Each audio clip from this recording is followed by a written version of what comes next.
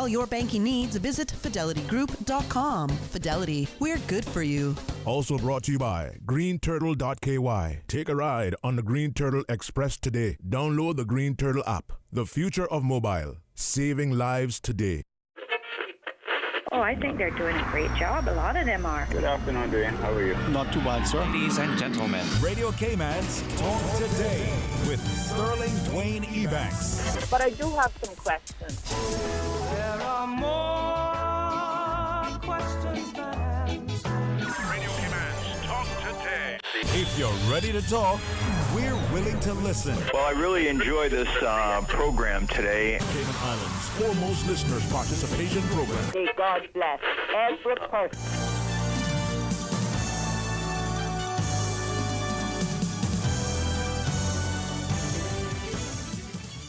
Hey, good afternoon. It is another fantastic Friday, as it's going to be Bill's Frontline Friday. We're going to start things off with our friends from the Chamber of Commerce and share with you the recently commissioned economic impact report. And then 1 o'clock, give you a chance to call in and share your thoughts with us. All right, stay tuned for Talk Today. Radio Cayman's Talk Today, the Cayman Islands' foremost listeners participation program. We ask our listeners to avoid statements or comments which are abusive, derogatory, malicious, or defamatory. Do not use any indecent language or make any statement which is false or misleading. Email talktoday@candw.ky or call 1-800-534-8255. Courtesy of Flow. Cayman's #1 network that connects you to your world like never before. Let your voice be heard. Once again, here's your host, Sterling Dwayne Ebanks.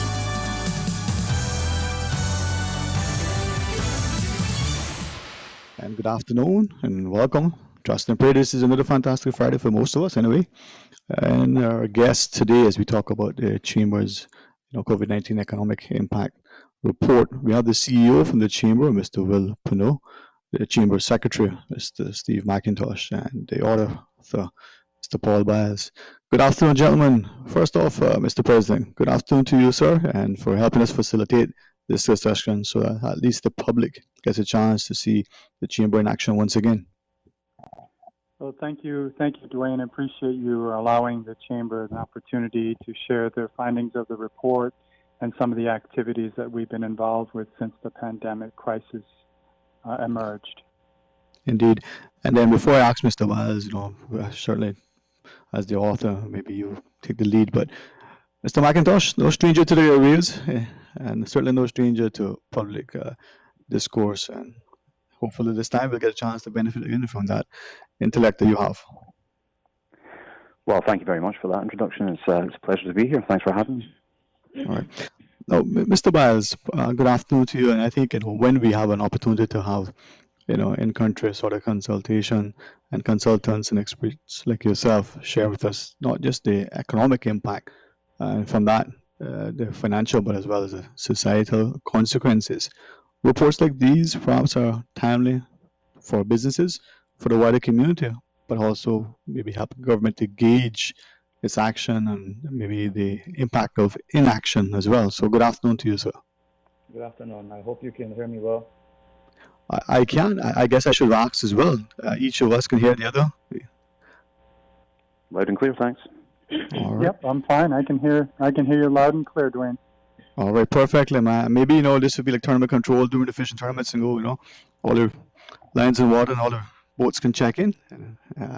We'll get there. So for our listeners, we are practicing physical distancing. Maybe we'll get to a point where we start to not have to socially isolate anymore, but that'll be a story for 1 o'clock. Mr. President, well, sorry, I should let the listeners know. I was thinking of sitting in the Legislative Assembly, that's good. or in Cabinet. Freudian slip, Mr. It's a Friday, right, Mr. Will? Yes, it's Friday. All right. Boy, maybe I should put aside that other report I was working on. That's the one. From this though, Mr. Will, it should be obvious. I mean, why we would probably want to have this information, and despite the government, on a quarterly basis, sometimes more frequently, collecting normal economic data in relation to business performance, employment, choice labor force survey, and the like. But now this is a different time. We want to see what's happening. We see the impact almost immediately in terms of loss of jobs, potential closures of businesses, and different impact. How did the chamber go about this? Set the Let me stage give you and some everything else. context then. Hopefully, Mr. Biles will be on the phone call shortly. But the context He's there is now. that, Yeah, I'm here. I've been here. Yeah. Yeah, he's here. He's here now too, Mr. Philo. sorry? Yeah, Paul is on air. Are you able to hear Paul? He is on with us as well. Oh, fantastic. Well, I'll just give some context as to the report itself in terms of the Chamber Council and why they commissioned it. If you recall, we were going to be hosting an economic forum, and the context of that was that we wanted Mr. Biles to and his company to kind of do an overview of different aspects of our economy, and he was going to present a report at that time. But because of the crisis that turned up with the pandemic and everything, the council decided to say, why don't we do an economic impact assessment? And Mr. Biles agreed to divert from the original project to this project with different scope. And we're actually delighted that he did, because the findings kind of elevate the gravity of the crisis that we're facing. And maybe Mr. Biles can kind of share with us some of the findings of that report. Indeed. Paul? Sure, yeah, happy to do so, and thanks for inviting us on air to some of the information on the survey itself. I'm hearing some noise in the background there. I'm not sure what it's gone now. So the study basically focused on 3 scenarios because in this type of situation that we're in, it's very dynamic, very fluid. Nobody knows when we will be out of the lockdown, and that's not just Cayman, that's all countries all over the world. They're trying to figure out when they should resume economic activity. So the approach to the study was to look at 3 scenarios, which was consider a 2-month lockdown, which a 3-month lockdown, and a 4-month lockdown. In the 2-month lockdown, essentially there's no activity for April and May.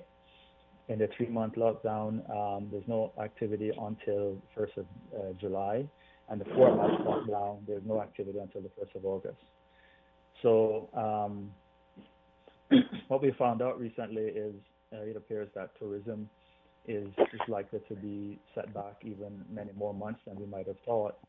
But one of the reasons why the study was done in this way is that it allows you then to choose the scenario that best suits the sector, to see how that sector might be impacted. So, for example, if we don't believe tourism will be, there'll be any borders open until, say, August, we can choose the 4-month lockdown scenario and then look at tourism specifically and see how that sector might be impacted with a 4-month lockdown. So the 3 scenarios were applied to employment, as well as to the GDP, which is the measure of the economy generally. And the reason why you focus on GDP is not just because it's an international standard, but it's also a very useful way to understand how Cayman Inc., let's pretend that Cayman Islands is one company, how that company is doing, right? It's just a very basic measure. It doesn't say a lot about the actual quality of lives of every single person, but what it does is it says, how's the company doing? How is the country generally doing? Is it producing a lot? Is it producing less? Is it doing poorly? And so that's why you always use the GDP as a kind of basic high-level measure. But the report itself, if you read through it, it really focuses a lot on the job situation. What's going to happen to employment, unemployment? How many people are going to be, on island? What's the likely social impact on some of these workers, the financial impact on these workers, and just try to get a sense of how bad the situation might be. Excuse me. And the results, I can give a little synopsis to all your listeners of the results, which is that under a 2-month lockdown, the country generally suffers about a 15% decline over 2019. Under a 3-month lockdown, it's closer to 20% decline in the economy, and under a 4-month lockdown, we get a 22% decline overall in the economy.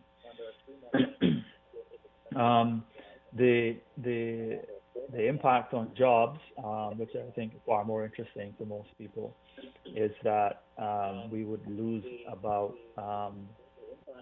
10,000 jobs in the best case scenario.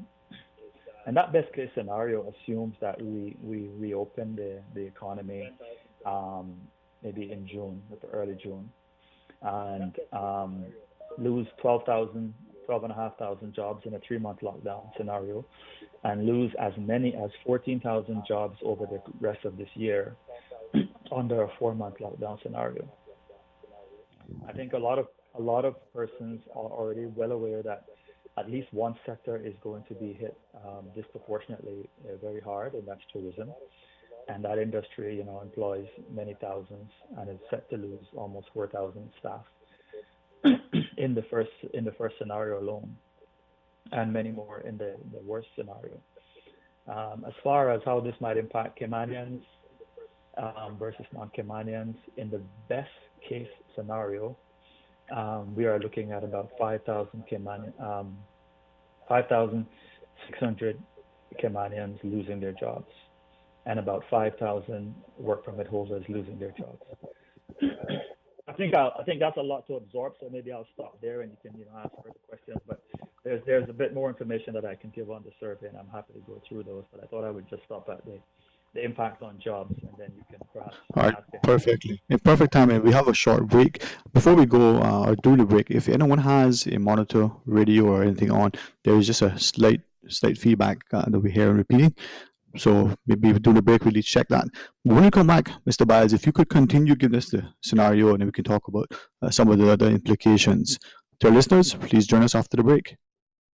Social distancing is crucial for our community to get back to normal, and never before has communication been so crucial. Keeping in touch with family, friends, and up to date requires you to stay in touch. Green Turtle offers the solution for both. Download the Green Turtle app now. Top up yours or a loved one's phone with any mobile carrier in any destination in Cayman. Phones delivered to your home, and with the new rewards program, you can even redeem points towards a new phone and other products. Download the Green Turtle app today. Green Turtle is not only the future of mobile, but today it can help save a life. Hashtag Stay Home Cayman. Take a ride on the Green Turtle Express today. Download the Green Turtle app. The future of mobile, saving lives today.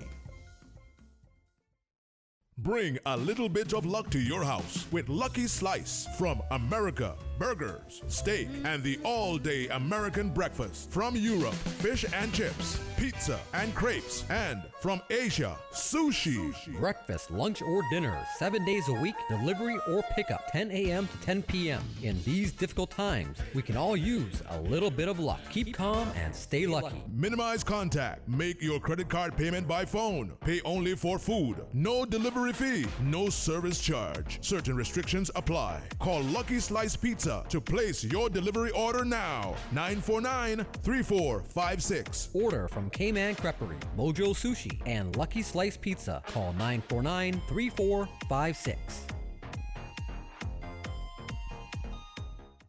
It's time to stay steady in the summer and be ready for the fall. Summer 2020 classes begin on May 11th, and there has never been a more opportune time for you to invest in your future with online classes at UCCI. Do your part to keep our island safe and stay home Cayman while furthering your educational goals. Continue or start your success story today by visiting ucci.edu.ky/myucci to find out more about the enrollment process. Call 623-8224 or email info@ucci.edu.ky to learn more. Hello, Cayman. I'm Quincy Brown. Anybody else getting mixed up with all these new coronavirus terms? Me too. But guess what? I've watched the press conferences, and I've read the press releases, and I've seen all the social media posts. Look here, I can help you out. Essential staff, police officers, immigration, customs, doctors, nurses, first responders, they are essential staff. So if you got to ask, then you ain't. Una got it now?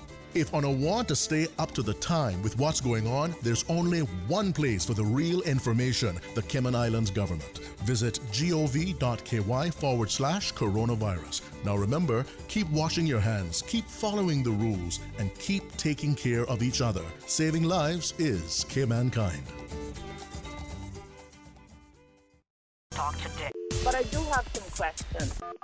Talk today. Cayman Islands' foremost listeners participation program. Talk today. Because there are more questions than answers. What the public is saying. Waiting to take your calls right now. Sterling Dwayne Ebanks.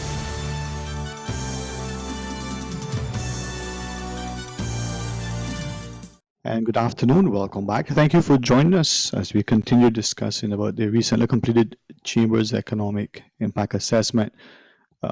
We have the author, Mr. Paul Biles, together with the CEO of the Chamber, Mr. Will Pinot, and Chamber Secretary, Steve McIntosh, as our guests. Gents, again, thanks for your time this afternoon. Mr. Biles, just prior to the break, you were sharing some of the data. I just want to confirm, is this mostly financial analysis? You did say, how it'll affect people socially as well. I just want to make sure it's both, or it's just financial. Yeah, a lot of it is financial, but when I referred to socially, I meant just to try to understand two things. One is the likely financial situation of the persons who are unemployed who get hit by this. One of the things that the study does show is that the sectors with the lowest average wage per person are the sectors that are hit the hardest by the crisis. So that's one example. Another example of how it hits people on the ground is we also reached out to a number of the charities to understand how their activities have changed, sort of post the crisis. And that result shows that there's been a lot of people that need help as a direct result of the crisis. So the charities have been increasing the food coupons, they've been increasing the meals they delivered. As you may already know, the NAU has increased substantially, I think almost 150, 165% the number of families that it's serving. So that gives a very good insight into how painful it might be on the ground for some people right now. Yeah, it is certainly impacting. And we do know that some of those charities and even NAU prior to this situation were already experiencing increased requests. We've had appeals, for instance, from Meals on Wheels as the year brought in of a growing waiting list. So this only exacerbated, I guess. With that in mind, though, you were sharing this other information that came out from the survey. Would you be so kind as to maybe share some more of that with our listeners?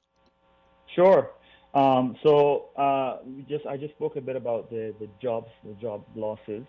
Another important finding was the study estimated the amount of compensation, the amount of salaries that are lost as a result of the crisis, and that's important to understand because it gives you an idea of the lack of the reduction in the expenditure by workers in the economy, right? And so under a 2-month lockdown, the local economy loses about $373 million in salaries. Under a 3-month lockdown, it loses $444 million in salaries, and under a 4-month lockdown, it loses $500 million, $512 million in salaries. And that's important because while not all of those salaries are normally spent in the local economy. For example, a lot of work permit holders might use the money remittance service and send funds home. But the truth is that's still a substantial amount of money is being spent on local supplies and food and services and patronizing all the various businesses. So that's one of the reasons why that was estimated as well. Right, and then that corresponding sort of salary loss would be sort of equating to the job loss as well. With that in mind, you take the 4 months, for instance. Is that just for repetition, in case anyone join us, would the 4 months have been March, April, May, and June, or would it be, April, May, June, July? Just for clarity. Yeah, so the 2-month scenario is April and May. The 3-month scenario is April, May, and June, and the 4-month scenario is April, May, June, and July. Right. As you said earlier, with the August the 1st sort of target date of reopening, of course, if we extend beyond that, then we have to revisit the numbers and the impact. Um, with the data that you collected, maybe help some of us to understand the sourcing, how the report was generated, and like how did we come about with the information we have? Sure. So a lot of this information is official data from the Economics and Statistics Office. So on their website, there are lots of reports. I use those reports. I also spoke to the head of the ESO on a number of occasions, who was able to clarify information for me and also give me some additional information as well. So that was the basis of the information. In addition to that, and I would say I always say it's a key part of the exercise, is that the chamber conducted a survey of a significant number of businesses. And when you are combining official data from reports with actual information on the ground from companies, you get a really good sense of what's going on.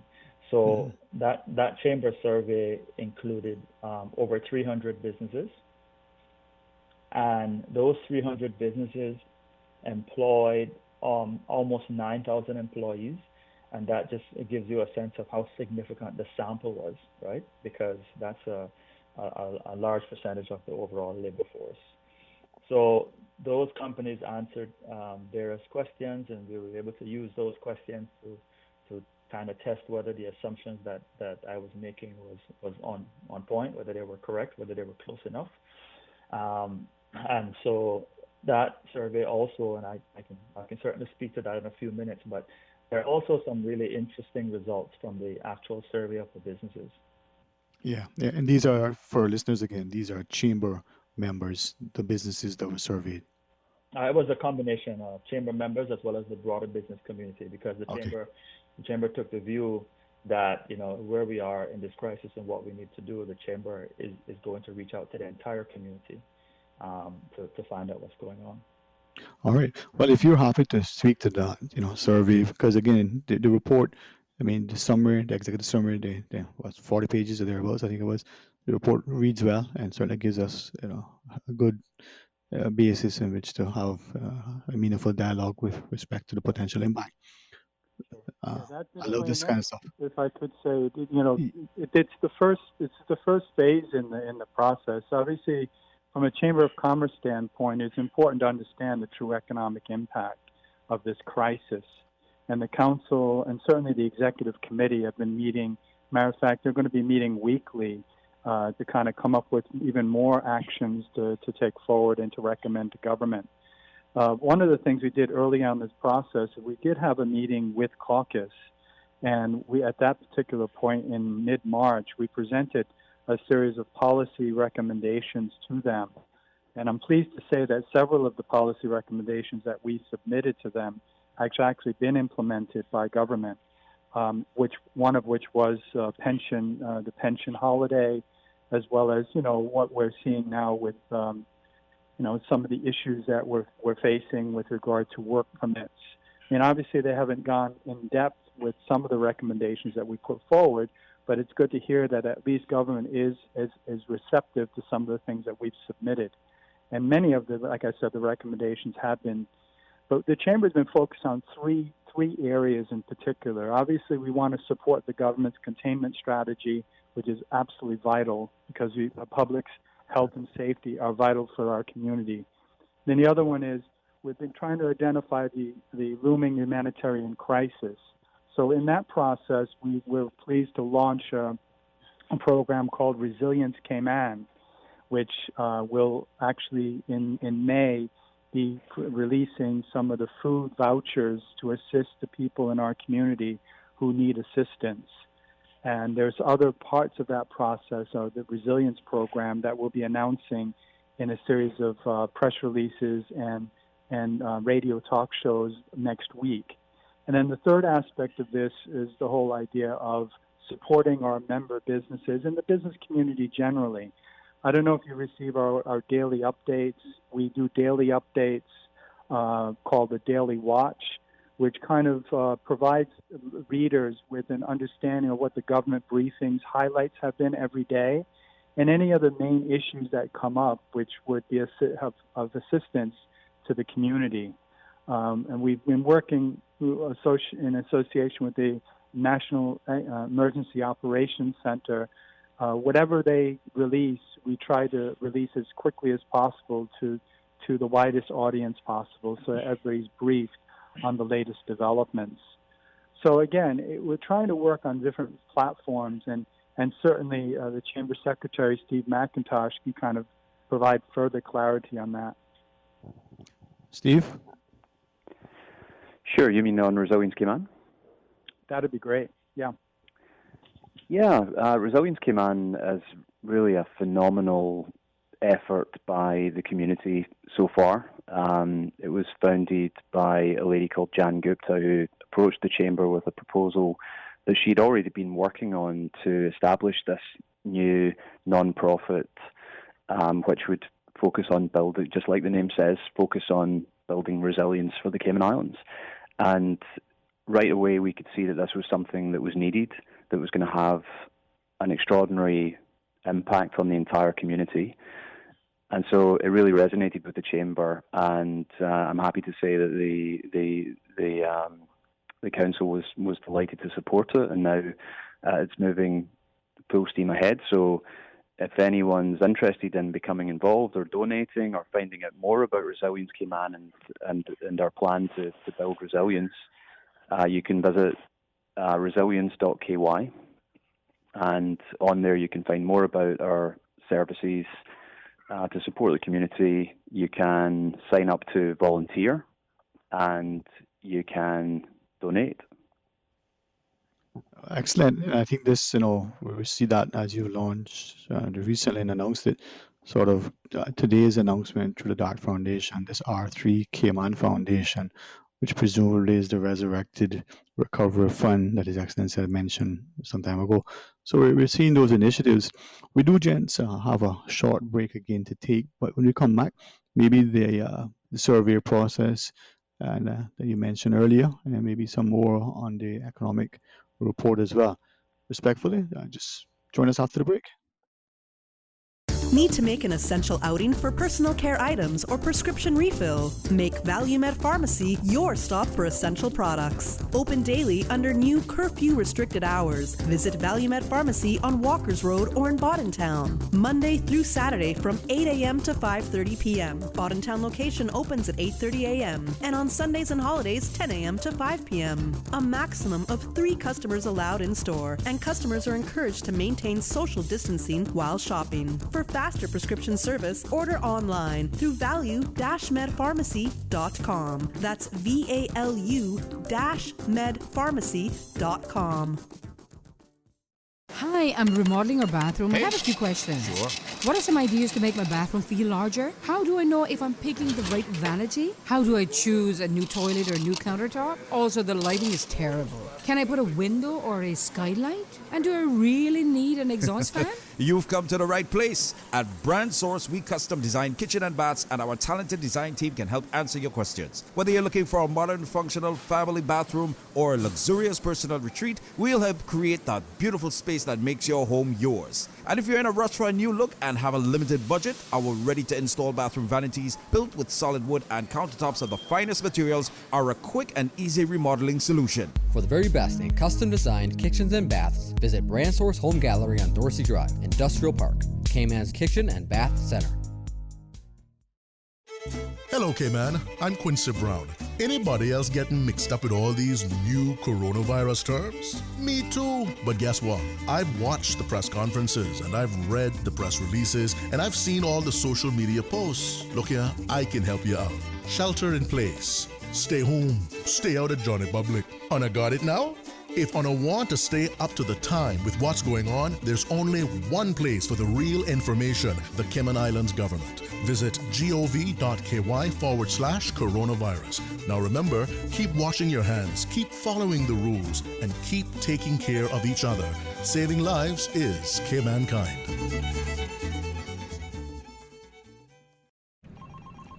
Lee's Office Products is available for purchasing stationery supplies, but limited to deliveries only. To order your stationery supplies, please call 949-2303 or email sales_Lee's Office Products at candw.ky. That's SALES_LEESOFFICEPRODUCTS at candw.ky. Hours are from 10 a.m. to 4 p.m. Make working or studying from home stress-free. Call or email Lee's Office Products. Stay home, Cayman. Stay safe.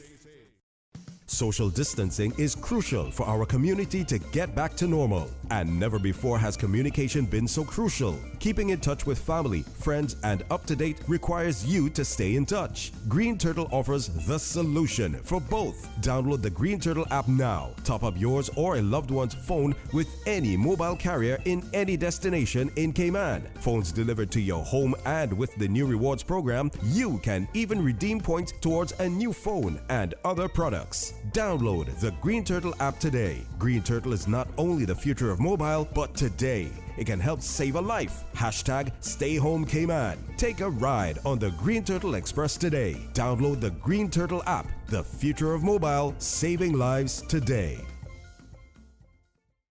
Talk today. But I do have some questions. Talk today. Cayman Islands' foremost listeners participation program. Talk today. Because there are more questions than answers. What the public is saying. Waiting to take your calls right now. Sterling Dwayne Ebanks.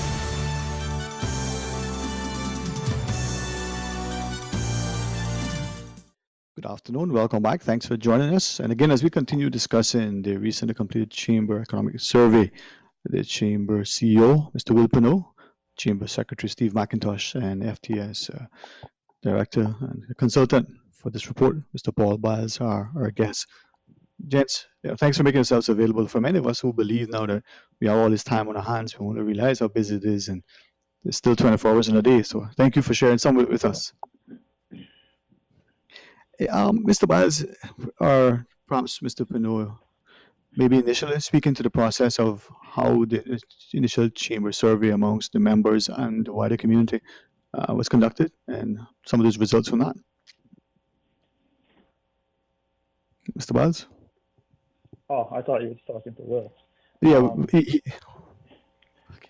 Sure. Well, I can talk about the survey. So the survey results, I said there were some interesting results. The first one that we reported in the report actually was that between March 13th and April 17th, so effectively 1 month, 1,416 jobs were already lost.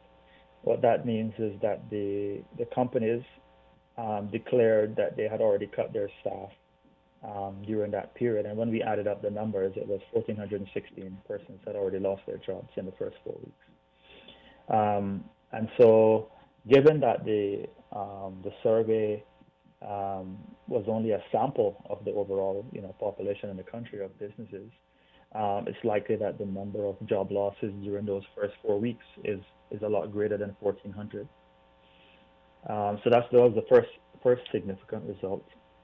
The other result is that 142 businesses indicated that at least one work permit holder's job is at risk, meaning over the next few weeks, there would be at least one job at risk. And to be clear, the numbers range from 1 to 3 jobs all the way up to over 50 jobs. So all the firms responded, and I can give you maybe a more useful breakdown, is 87 businesses said that between 1 and 3 staff would lose their jobs, work permit holders. 31 said that between 4 and 6 work permit holders would lose jobs. 13 said that between 7 and 12 work permit holders would lose jobs. 5 said that between 13 and 24 work permit holders would lose jobs. 2 said between 25 and 50. Only 1 company said between 51 and 100. And 3 companies with more than 100 staff members suggested that potentially more than 100 work permit holders at each of those 3 companies are at risk of losing their jobs in the short run. The flip side of that was the risk to Caymanian employees. We had similar numbers. 145 companies that said that at least one Caymanian job was at risk, and over 178 businesses said between 1 and 3 employees. 32 said between 4 and 6 Caymanians. 26 companies said between 7 and 12 Caymanians, and 5 said between 13 and 24 Caymanians, and only 3 companies said over 100 Caymanians in each of those companies are at risk. That doesn't mean that they lost their jobs, that they're definitely going to lose their jobs, but it meant that when the company was looking at how to restructure, how to survive during this crisis over the next few weeks, right, those number of jobs would be at risk. So what ultimately occurs, we don't know, but we know that that's the risk that we were facing. Right. And we also know that many businesses have business continuity plans, and especially in the financial services sector. I know it's early days, but as you just said, this is the potential of the jobs at risk. Have we had even verbally any follow-up yet? And if not, when do we plan to do so in order to say, okay, well, you said you had 10 jobs at risk. Is it now 0 or is it 100? What has happened since? Anything has occurred in the short term? No, we haven't done any follow-ups as yet, although I think that might be something useful to do maybe in a week or two. Yeah. Bear in mind that because, while the companies are trying to adjust, and another statistic is that 130 of the companies have already made adjustments to try to survive, right? Mm-hmm. That's also a very important number because they're obviously trying to survive, right? But in doing so, in trying to survive, you don't really know if they're going to survive for 3 months or 4 months or 1 month or even 2 weeks. Right. And have to bear in mind that with the really small companies, as you know how small businesses operate, sometimes you have maybe between 1 and 4 staff members at the most. And those companies typically don't have 3 or 4 months worth of capital sitting around so that they can pay bills for a few months. Right. In fact, the really small companies, if you take away their revenues for 1 month only, they start thinking about maybe they may have to close down. That's how serious it is for their cash flows. Yeah. But you still have to give businesses, I think you have to give them a few weeks. And you're right, I think you're perfectly right to point that out. It might be good to see where companies are soon now as well. Right. We had 2 other questions just in relation to the data that you shared. I know you mentioned, 1 company and 4 companies and different numbers of the like. Were there any companies at all that responded to say, no, we're good. We don't have any of our staff at risk. We're all good. I mean, has there been any kind of... Absolutely. I mean, roughly 40% of the companies said there's no staff at risk, and that was a good thing to know. Wow, 40%. Okay. Yeah. In the case of the work permit holders, 84 companies said there's nobody at risk, and in the case of the Caymanians, 132 companies said nobody's at risk. All right. Now, being at risk is only over the coming period, right? Yeah. Thanks for clarifying that. Yeah. And with that, do we know specifically, the 0 category where at that time, in the short term, nobody's at risk? Do we know what categories, what sort of sectors were reporting those numbers? Yeah, I'll probably have to look that up. But yeah, there is definitely some information that breaks it down a bit more into like the types of the sectors anyway, not the companies, because we don't have companies. No, the sectors. But we have some ideas about what the different sectors were saying. So in terms of the layoffs for if the Caymanian jobs being at risk, I can tell you actually about the sectors. So 79% of the tourism related businesses said there was a risk of Caymanians being laid off. 73% of the restaurant related businesses said Caymanians were at risk of being laid off.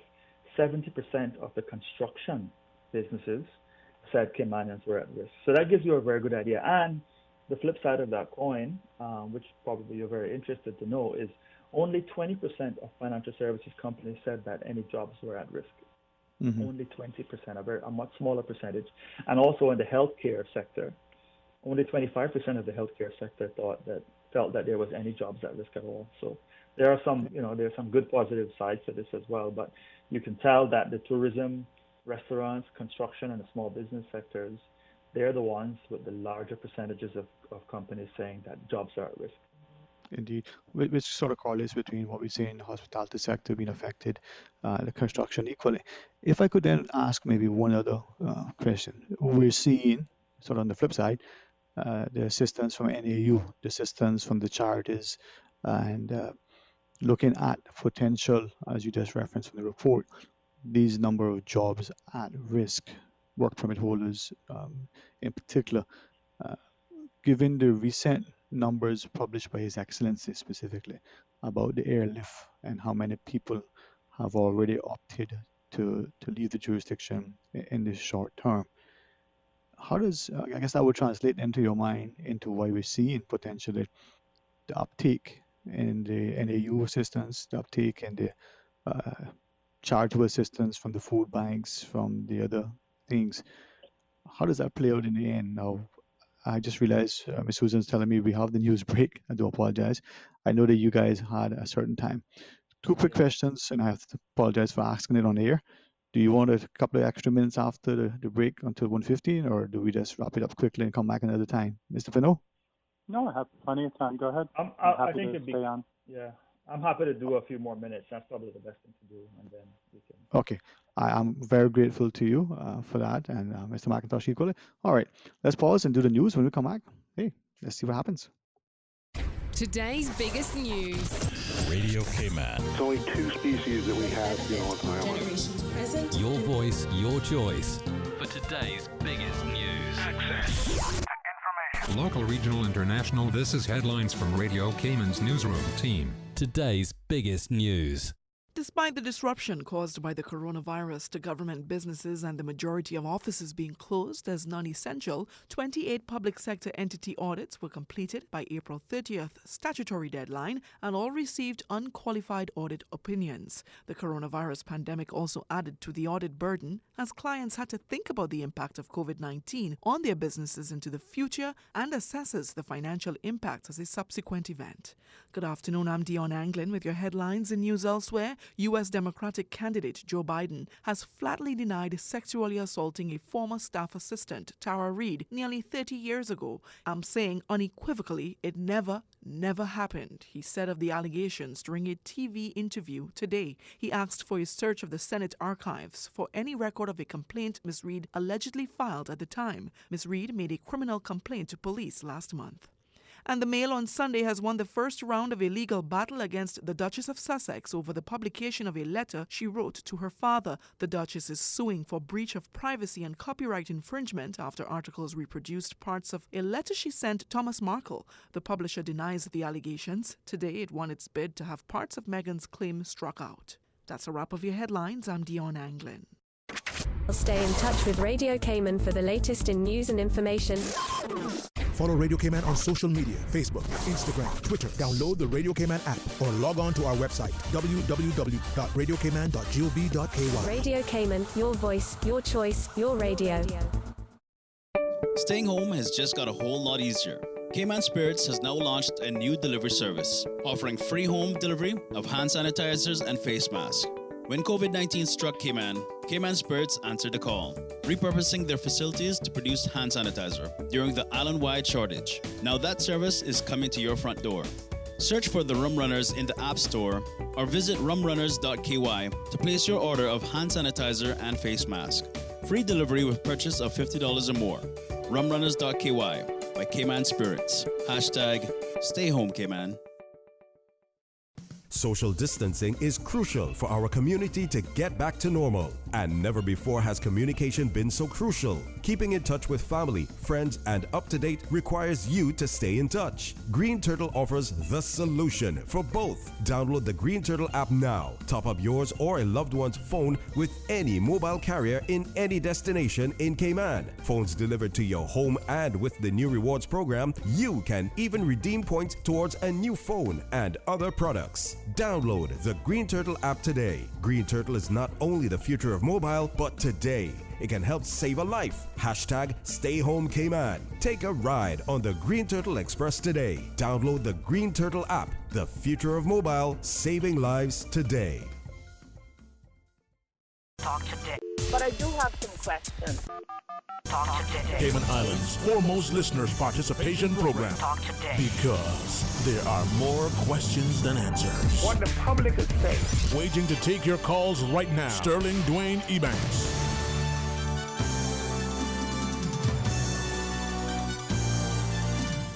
Hey, good afternoon and welcome back. Thanks so much for joining us on our phones. Our guests, Mr. Will Pino, past president for the Chamber, Mr. Paul Baez, and Chamber Secretary, Mr. Steve McIntosh.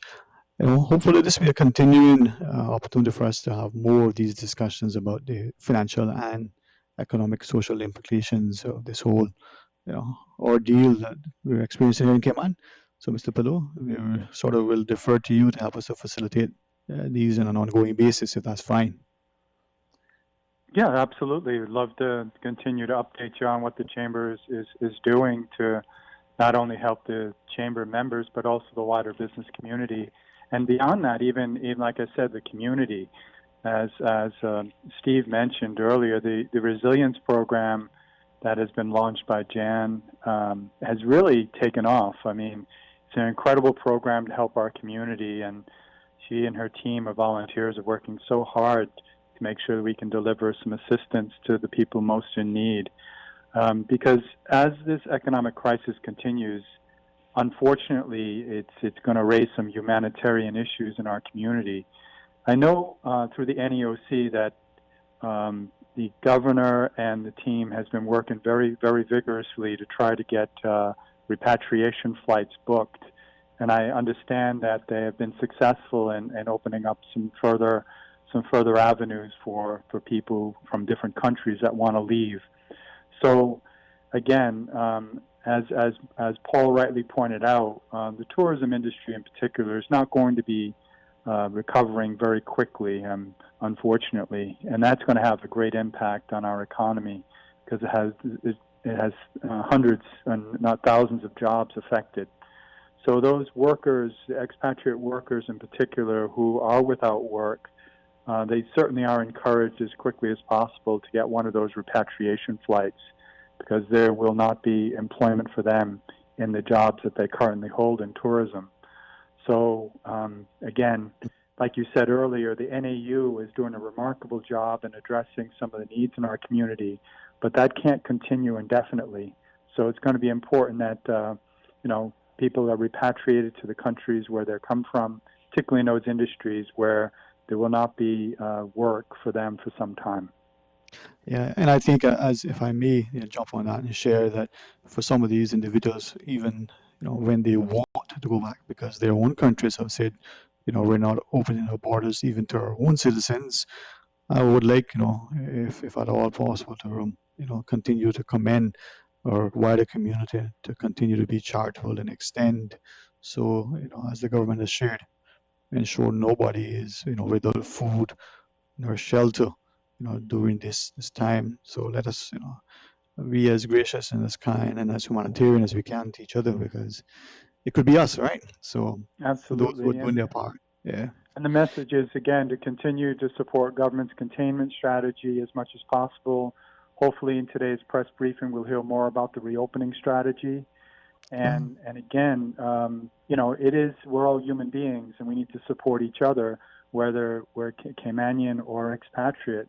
Because like you said, we want to make sure that people are fed, they have shelter during this crisis. But also understand that, the longer we have this lockdown, as some people have called it, the more impact it's going to have on people's ability to make a living and to pay their bills and to do other things. So a gradual reopening is certainly going to be welcomed whenever government decides to make that decision. Indeed. Well, Mr. Pino, I always know that you're gracious with your time, always insightful and eloquent with your words. So I extend an invitation if you want to continue, you and Mr. Macintosh after. We can talk about many things. I had a lot of questions I could ask that we could engage in discussion, but I know equally that Mr. Biles, I think you have some other pressing commitments. So for a few minutes more, you want to share with us further on the study that you completed? Sure. Right. I think I'm just trying to think of what else is probably very useful.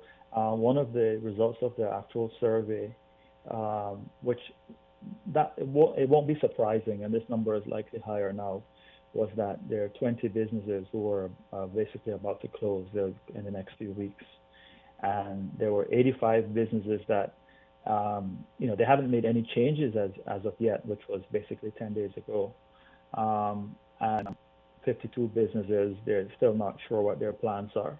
And the reason I think why this scenario is like that is because there's also a bit of help on the way, right? Because the government is introducing various measures, and so businesses are actually going through the process now of trying to see what kind of support they can get, going through the application processes. As we all saw a couple of days ago, the pensions amendments were made, and I'm sure that some business owners, particularly the smaller business owners, especially if they've been around for a while, they might draw on some of that pension to sort of support not just their personal financial situation, but to maybe try to see if it keep their business alive as well. So it's not surprising to see some of those numbers on the survey as well. Yeah, I think this is where we always, we're always grateful to the Economics and Statistics Office, even when they were just making the appeal to the public to cooperate with the surveys. We keep saying, if you don't have this data that is accurate, timely, credible, we can't make informed decisions.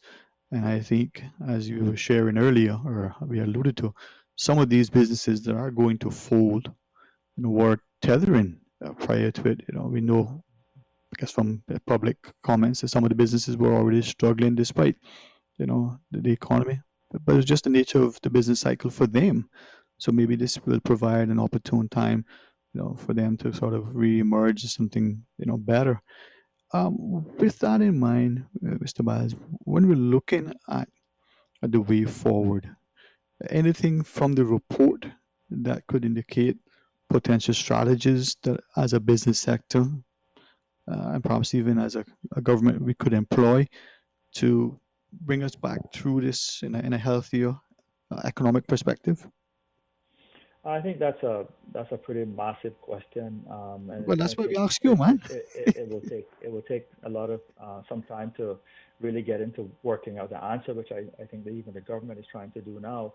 But I can say this with some confidence: some of the things that we have seen during the shelter-in-place period, which we're in now, some of the measures taken by businesses, for example, the staff working remotely, increasing use of technology, people trying to be more efficient with everything that they do. I believe some of those responses to the crisis are genuinely proper measures that businesses can use going forward, even outside of the crisis. I think there's some insights into how businesses can become more efficient because they've been kind of forced to do so just to survive during this period.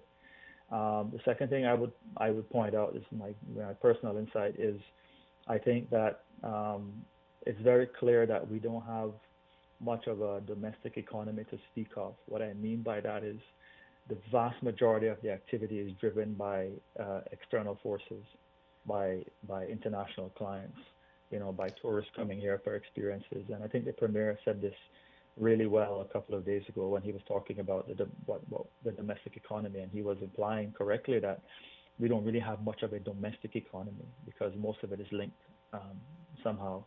And we do export, but we are exporting obviously services, right, and experiences. Right.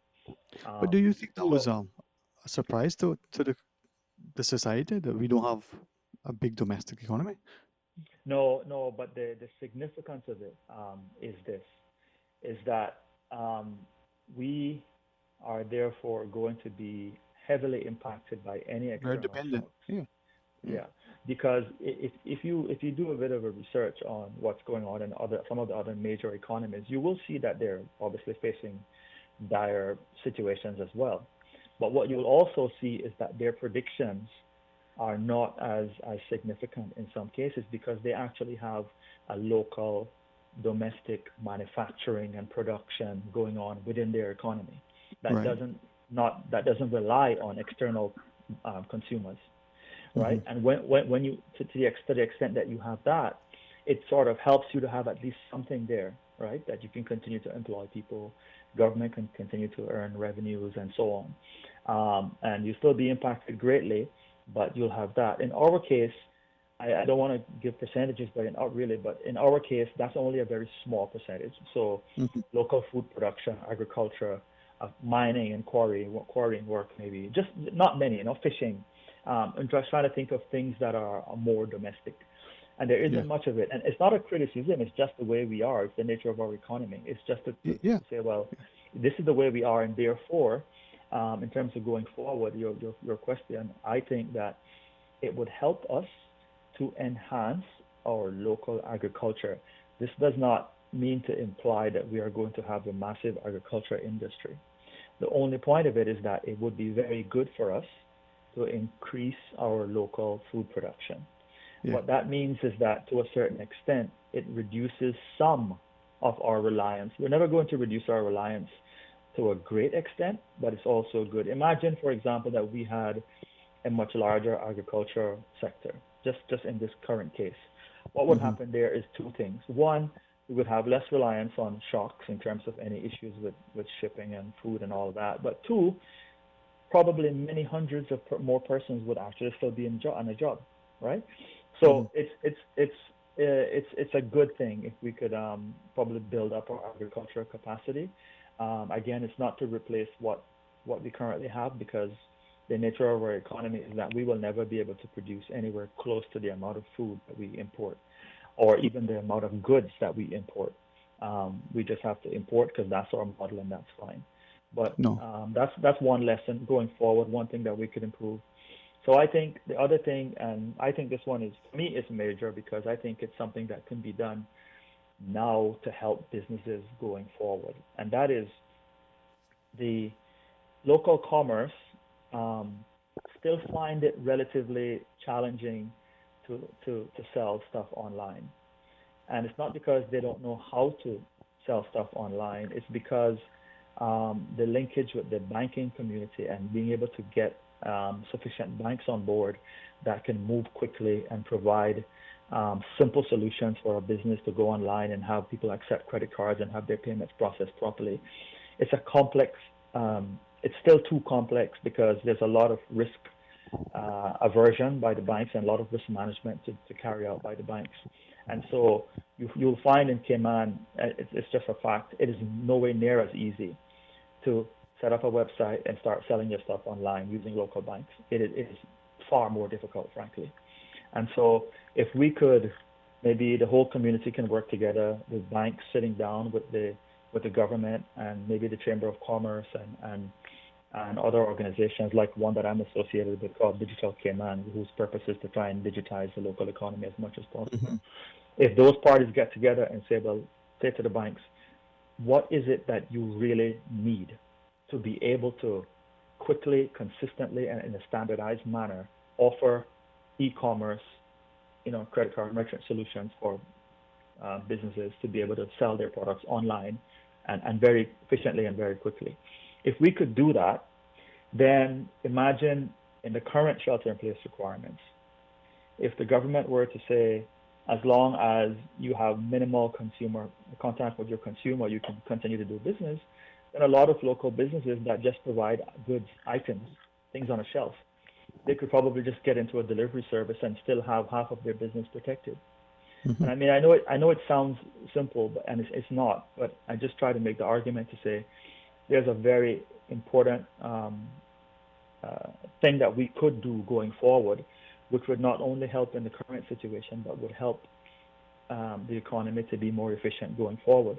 And that doesn't mean, by the way, that there are less people employed, because there's going to be more people needed for technology, more people needed for delivery and stocking and everything else that goes along with that. So jobs just get kind of retooled and replaced.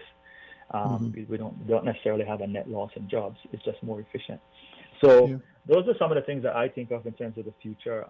I would love to see an actual plan, meaning a revised economic strategy for the next 5 years, 10 years, saying, okay, what can we do to make our economy more resilient?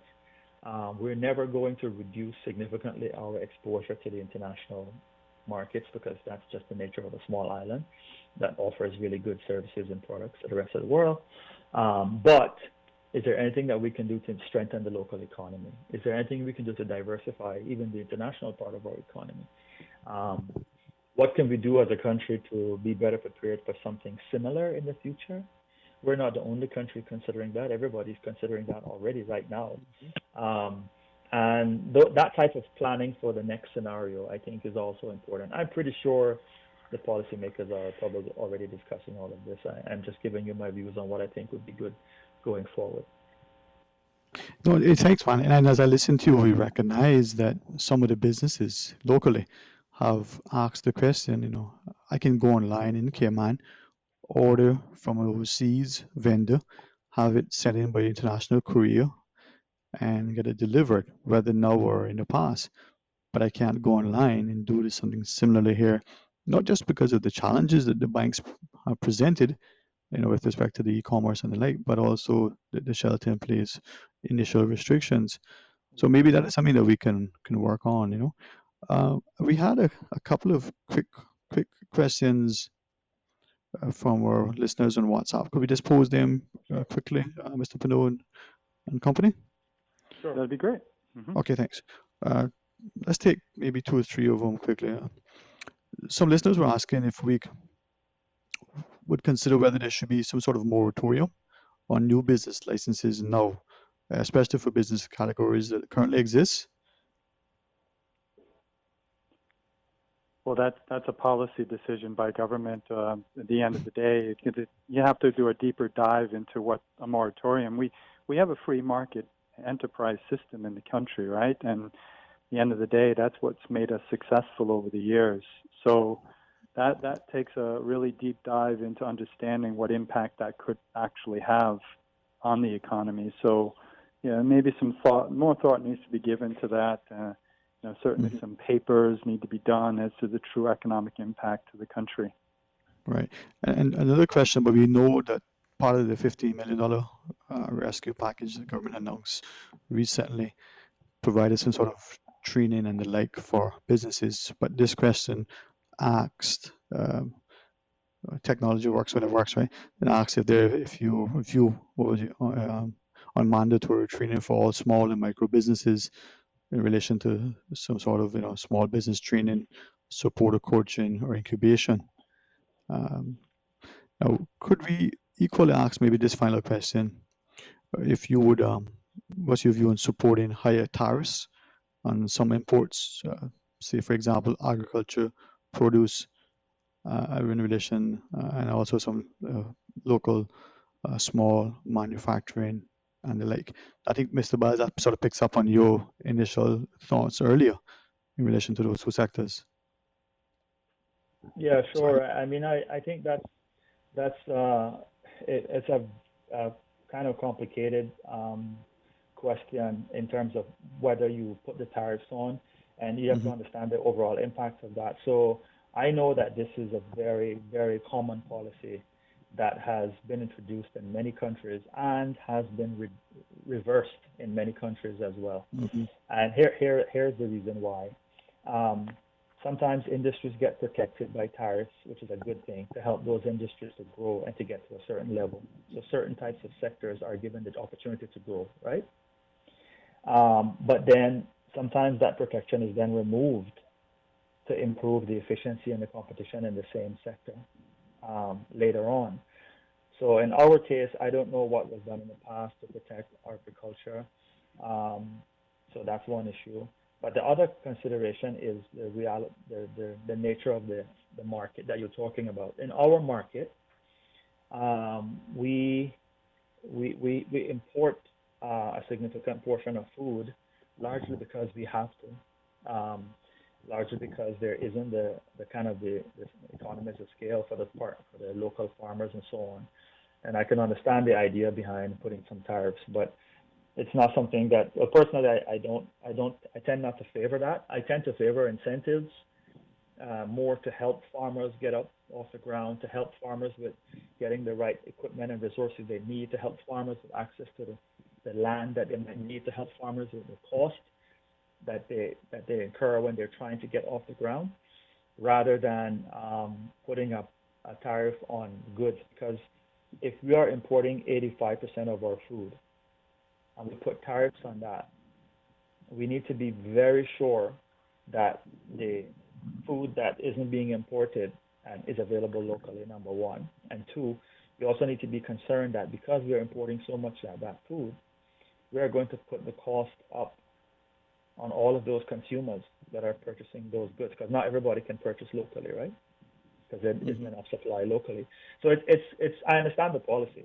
I'm not really against it, but I think you have to be very cautious in approaching it. I would much rather see a package of incentives supporting all local farmers, right, rather than the tariff. And maybe maybe that might be the best. The initial step might be that. I would rather see something that allows local farmers to get access to land quite easily. I'd rather see a package of incentives that allow farmers to import the equipment that they need and get concessionary financing to purchase the stuff that they need for their farms. I'd rather see a package that provides free training on food production and equipment and fertilizers and everything else to farmers, right? I'd rather see those things first before the tariff, is my point. Yeah, more of the incentives rather than, I think most of us in this economic treating would probably look at it from that perspective, being more beneficial. Now, these are the discussions that I think are always informative, and you must forgive me when I get caught up in it, because I truly enjoy it. I learn a lot. I'm cognizant of your time as well. Publicly, we can continue. Certainly want to invite you more. But Mr. Pino, are there other things you want to share with us, you and Mr. McIntosh, before we perhaps consider moving on? I'll let Steve. Steve's been pretty quiet, so. Yeah, which is unusual, no? I'll let Steve have a word. Well, you know me, Dwayne. I bill by the word. So. Yeah, that's why we kept you quiet. I mean, look, I'd pick up on a couple of points that my colleagues have made. The first one would be that we're 6 weeks into an unprecedented crisis, and what we've seen so far, it's early days in this new normal that we're coming into, and the pain is quite unevenly distributed. I think whether you're looking at it from the perspective of business, some businesses are not affected at all. Others have gone out of business, and there are some in the middle that are going to do their best to survive through this period. And it's the same if you look at the community. You have some people who are really not affected. The worst thing they have to contend with in this crisis is running out of things to watch on Netflix. And there are other people who have lost their jobs and don't know how they're going to get through the next few weeks. I think a frightening statistic that came from the work we did for the economic study was that 40% of the working population of the country earns less than $3,000 US. And if you look at that group in the United States, the median savings among that group is zero. And what that means is when you earn less than $3,000, and that's in the States where it's cheaper to live, they receive income support and so on. We have a large segment of our community that doesn't qualify for any kind of income support, welfare support. We also have a very large amount of remittances that leave the country, as you guys know. It's around $20 million per month typically, and those remittances come from those salaries oftentimes. So I think it's important, and I'd encourage listeners to just bear in mind that there are a lot of people in the community that are hurting right now. And if you're not one of those people that is affected, to do what you can to help the people who have been very seriously affected, whether it's because they've lost their job or they're facing eviction from their property. These are really serious human issues, and I think this is the perfect time for the community to come together and to work, just like we did after Hurricane Ivan, just like we did after the financial crisis, and do what we can to support the people in our community that need help. Indeed. Now I know, gents. Sterling, sorry, Paul here. I'm going to have to, I apologize. I'm going to have to run off the call now. So No, thank you. I was going to say. Thanks for having me, and I hope it was useful. No, thank you. I was going to say, gents, thank you for your time, and certainly we would like to invite you again on. Paul, I'll reach out to you separately, Steve as well. So thanks each of you. Mr. Pinot, could we impose one quick question on a separate matter in relation to pensions? Would pose a question to you, if you can answer it now. If not, perhaps guide us. A listener say, oh, that's Will Pinot is on from the Chamber. Can we ask this question? Do Chamber customers scan and upload their documents in order to access the Chamber pension plan? And if so, what email do they send it to? Okay, we shall get that. Mr. Pinot? Yes, sir. Yeah. Obviously, the pension plan operates independently of the Chamber with an administrator, but the pension questions should be sent to admin@pensions.ky. But in terms of uploading forms and everything, all the information, I believe, is on the website. And I would suggest that, I don't want to give information that I haven't verified, right? So I don't want to say a yes or no answer, then somebody blames me for telling something on national radio that's not true. But the only thing I will say about pensions is just that the public, yes, first off, the multi-employer pension plans in the country, whether people have been critical of them or not, the reality is that we have access to a pool of money now that will help us during this crisis. And that's people's money and that has been put aside in a private pension plan that's protected. So people will have assets to rely on with the government allowing that access, right? So at the end of the day, that's a good thing for our country, right? Generally. So the argument that multi-employer pension plans have not worked is not correct. They actually have worked. There is a pool of money that people can access, obviously, in this crisis that government has allowed.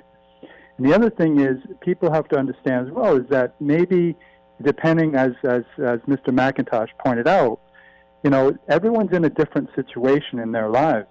And there are some employees that may not be affected as badly as others. So again, a pension is for retirement, right?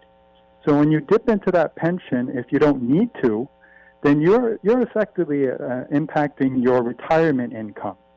So again, the only thing I'd say is definitely, if you definitely need a pension, your access to your pension right now, as government has allowed, definitely apply. And you have until, the end of October to do that. So if, there is time to access that money. But if you're in a situation where you don't necessarily need to access that money, just remember that it is there for your retirement and it is there earning income for you. Obviously, the markets have been in a difficult spot, but like everything else in life, you have ups and downs, and the markets will go up and they go down. So, but at the end of the day, that money is there for you upon retirement. So I think, generally speaking, the challenge that we're going to face is that there's a process to apply for pensions, right? And one of those processes is to calculate the net asset value of your plan. Everyone has an individual, there'll be a net asset value calculated for your pension, and based on when that is calculated, that's what you'll be paid out on. So again, there is a process, so I think it's important for people to understand that it's not like just going to the bank and just withdrawing money. there is a process that has to be followed. And it's not because they don't want to pay you right away. It's because they have to make sure that the calculation that they've made on your account is accurate and that they can verify that. And they also need to verify who you are and that you are the person that says you are to access your account. So there's a whole bunch of procedures, and I think it'll be important for Radio Cayman to invite people on. We're going to be hosting a webinar with Amy from the pensions office. And I would encourage people out there who want to hear from her and about the law that's just been passed to tune into that webinar, because there are a lot of questions. There's a lot of people, there's a lot of anxiety, as we rightly point out, because there are people out of work and they need access to their pensions. So we want to help them get the information they need and to allay their fears that there's a problem. There's no problem with our pension plans. It's just a matter of a process that has to be followed to make the payments.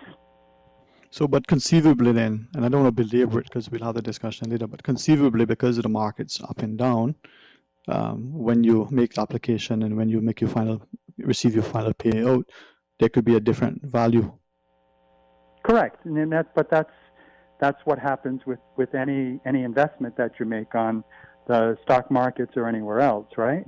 Mm-hmm. So, but there are times like I know one pension plan had a 16% return in certain categories at the end of 2019. But there are times when you had a negative return as well. So again, a pension and retirement is for the long haul. So obviously, like everything else, you're hoping that when you retire, the markets are doing fairly well, right?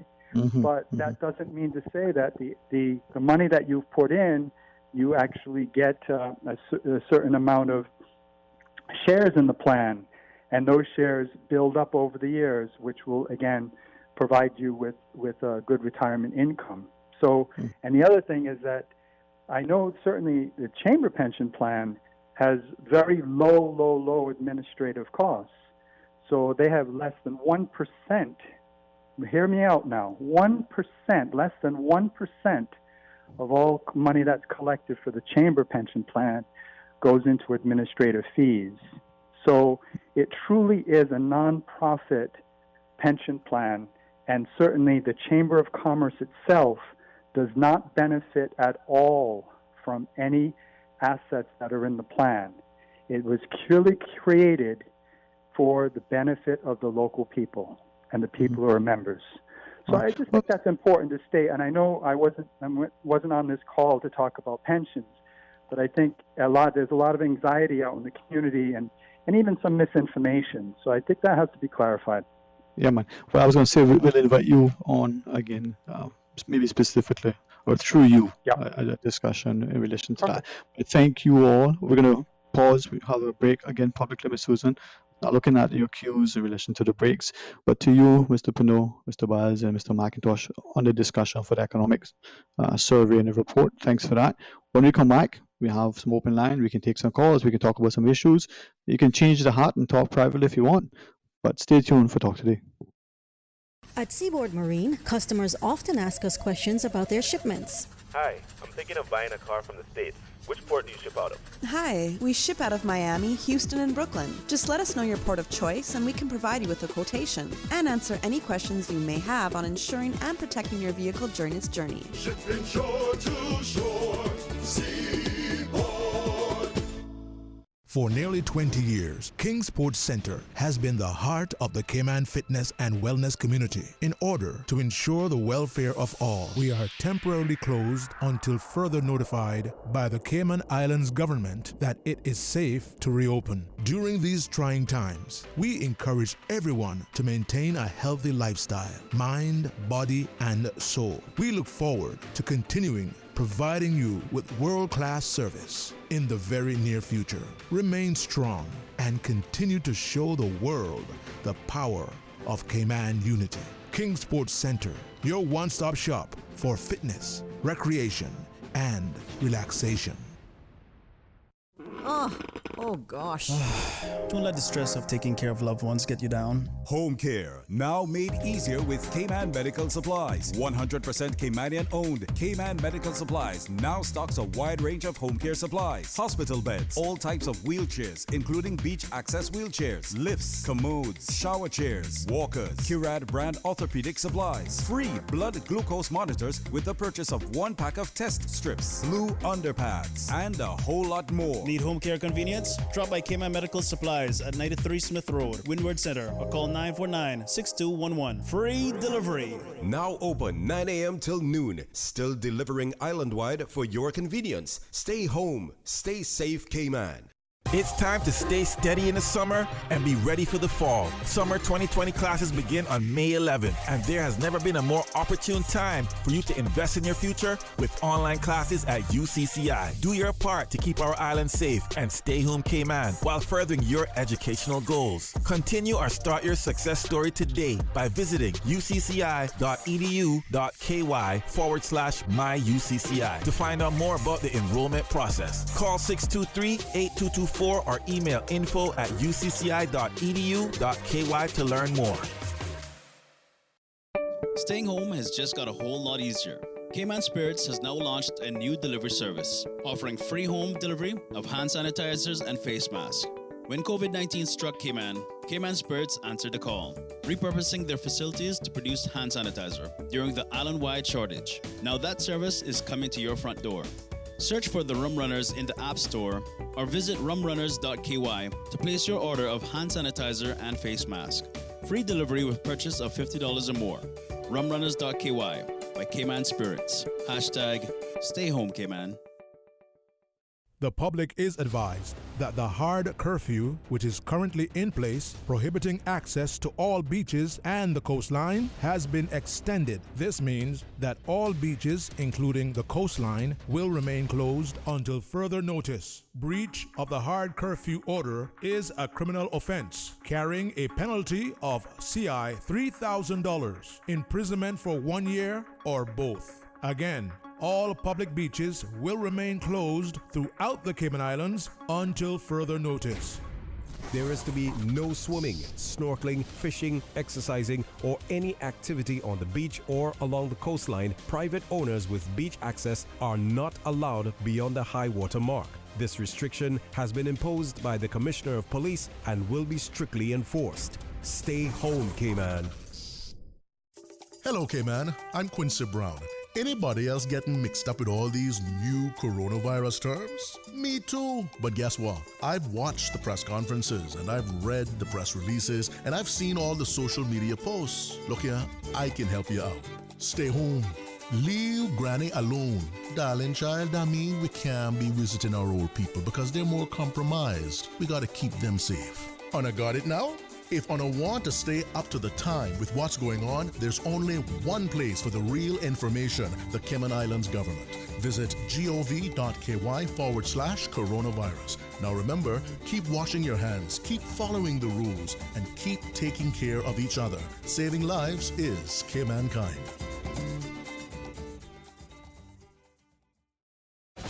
Your Radio Cayman 6 p.m. news, Monday through Friday, is brought to you by Logic. Your life connected. Talk today. But I do have some questions. Talk today. Cayman Islands' foremost listeners participation program. Talk today. Because there are more questions than answers. What the public is saying.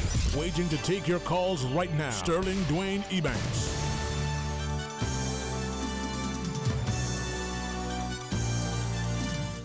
Hey, good afternoon and welcome back. Thank you for joining us. And a quick reminder, we are expecting the press briefing.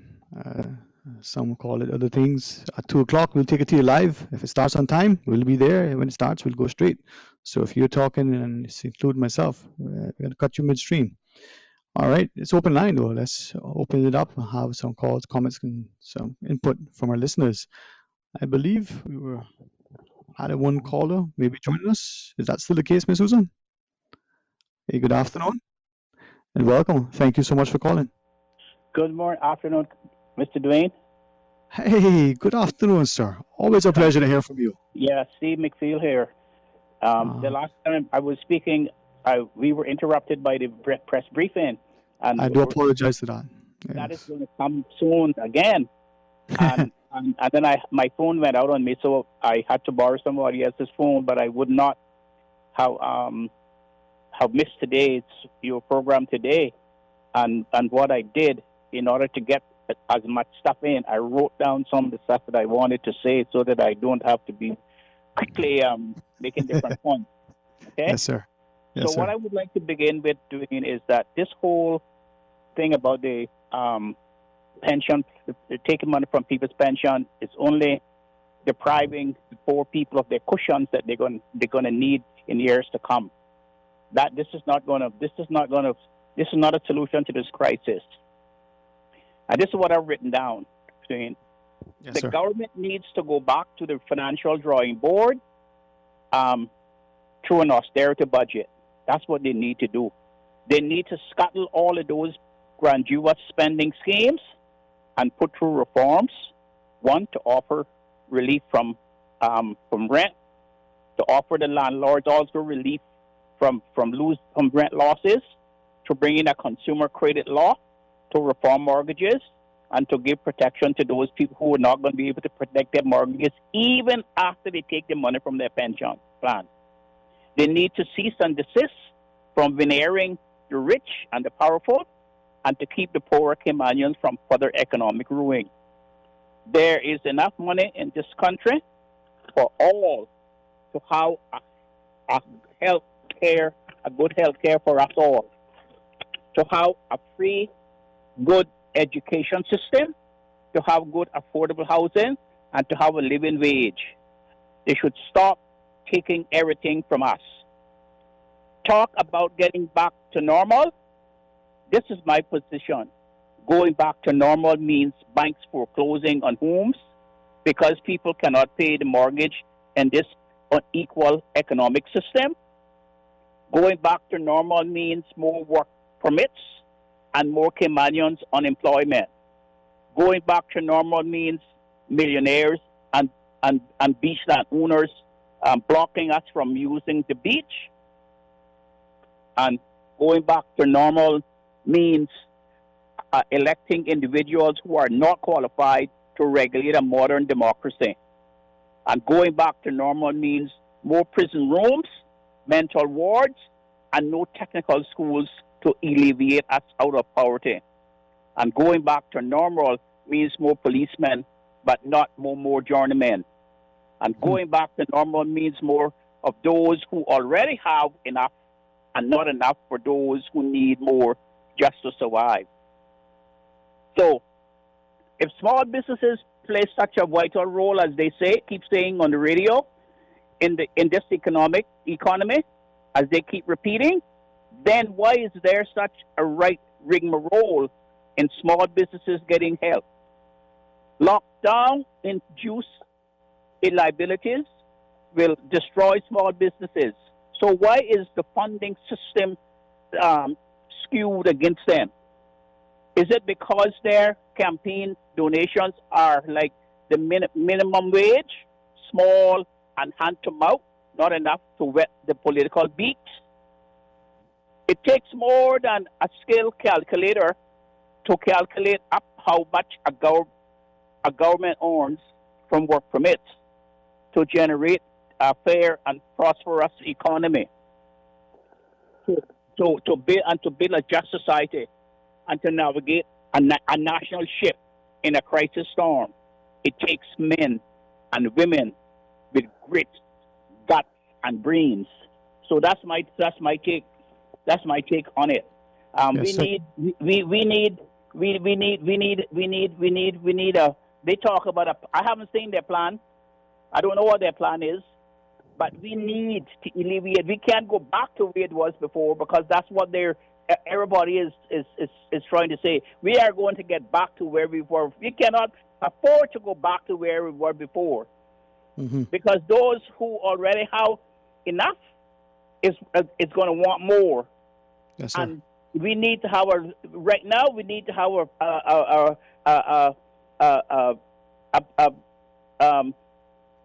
equal playing field. I just cannot understand, Dwayne, and I say this over and over and over. Why is it that I cannot go to buy my produce and buy stuff from the farmer's market, where I can have this physical and social distance the same as I have in the supermarket? And why is it can I not go and buy fish from the fisherman cheaper than I can get it from the market? And why is the poor people can't do this? Why is that disparity? Those are the things that I would like to know. Right. And why can't we go fishing, and get the fish for those traditional fishermen? Yeah. Exactly. But if I could ask you though, because I hear in you say, and I know that the Honorable Premier has more than once said during the press briefings that there are those who say the government doesn't have a plan. It is something that maybe I could ask of you from two perspectives, right? You talked about this economic stimulus and recovery and a plan going forward, the assistance, the austerity budget that you reference.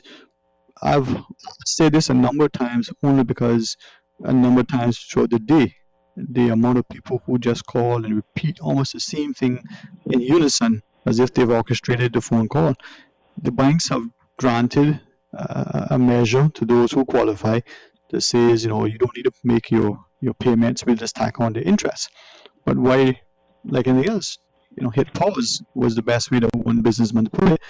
His perspective was just hit pause. As of this date to this date, the loan balance remains the same, and then we pick it back up at the next quarter or the next month or whenever, right? So unprecedented times may require unprecedented measures. With that in mind, could I also ask, and not just of you, my apologies, sir, if you have a minute, could we just pause and take the break, and when we come back, I just want to ask about beach accesses and the like, because we just heard the PSA saying, we're locking people down again, and you can't go on the beach, or you could throw you in jail. So that's a sore point with a number of us, and it's getting increasingly so with me. Would you have a chance to chat about it after the break? And also, why is this so-called stimulus so onerous? We have our CDB, the Caribbean Development Bank, in which we can put funds in to help these business people to get help. Why is it that we're not funding that? The commercial banks are not going to help us. They're in there for their profit and their shareholders. Their shareholders are not going to allow them to do that. Okay. So, Mr. Steve, if you can, one quick break, and then we'll come back and we'll chat with you some more. Respectfully, please, everyone, stay on the line. Start getting your debt under control with a debt consolidation loan from Fidelity Bank. At Fidelity, your loan decision is quick with no runaround. Plus, with competitive interest rates and fees, we will help you reduce your monthly payments and get you back to living again. Don't let the burden of overwhelming debt tie you down this year. Call Fidelity today and let's make it happen with a Fidelity Bank debt consolidation loan. Fidelity, we're good for you. Wow, looks good. What is that? Chicken chair. What did you just say to me? Chicken chair. I am not a chicken. Whoa, I said chicken share. It's from KFC. Bucket of 12 hot wings, 6 pieces of chicken, or 8 tenders. KFC chicken share. Just $12 each. Oh. Want some chicken, tenders, or hot wings? You're sharing your chicken share with me? The new chicken share from KFC. Just $12 each. And it's finger-licking good. Dine at KFC Baytown Plaza, KFC Shedden Road, or KFC at the Strand. Social distancing is crucial for our community to get back to normal. And never before has communication been so crucial. Keeping in touch with family, friends, and up to date requires you to stay in touch. Green Turtle offers the solution for both. Download the Green Turtle app now. Top up yours or a loved one's phone with any mobile carrier in any destination in Cayman. Phones delivered to your home, and with the new rewards program, you can even redeem points towards a new phone and other products. Download the Green Turtle app today. Green Turtle is not only the future of mobile, but today it can help save a life. Hashtag Stay Home Cayman. Take a ride on the Green Turtle Express today. Download the Green Turtle app. The future of mobile, saving lives today. Lee's Office Products is available for purchasing stationery supplies, but limited to deliveries only. To order your stationery supplies, please call 949-2303 or email sales_Lee's Office Products at candw.ky. That's SALES_LEESOFFICEPRODUCTS at candw.ky. Hours are from 10 a.m. to 4 p.m. Make working or studying from home stress-free. Call or email Lee's Office Products. Stay home, Cayman. Stay safe. It's time to stay steady in the summer and be ready for the fall. Summer 2020 classes begin on May 11th, and there has never been a more opportune time for you to invest in your future with online classes at UCCI. Do your part to keep our island safe and stay home Cayman while furthering your educational goals. Continue or start your success story today by visiting ucci.edu.ky/myucci to find out more about the enrollment process. Call 623-8224 or email info@ucci.edu.ky to learn more.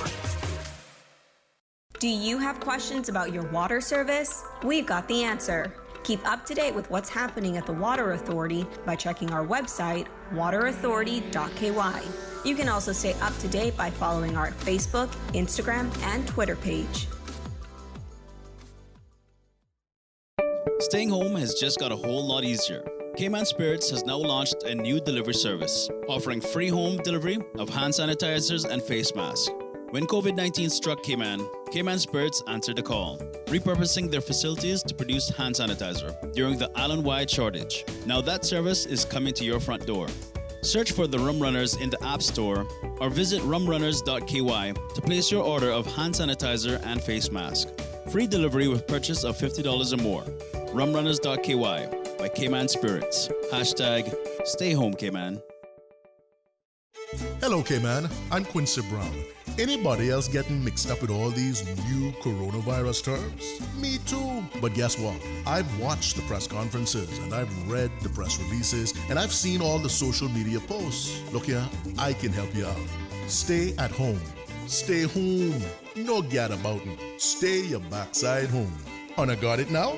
If Una want to stay up to the time with what's going on, there's only one place for the real information, the Cayman Islands government. Visit gov.ky/coronavirus. Now remember, keep washing your hands, keep following the rules, and keep taking care of each other. Saving lives is Cayman kind. Talk today. But I do have some questions. Talk today. Cayman Islands' foremost listeners participation program. Talk today. Because there are more questions than answers. What the public is saying. Waiting to take your calls right now. Sterling Dwayne Ebanks.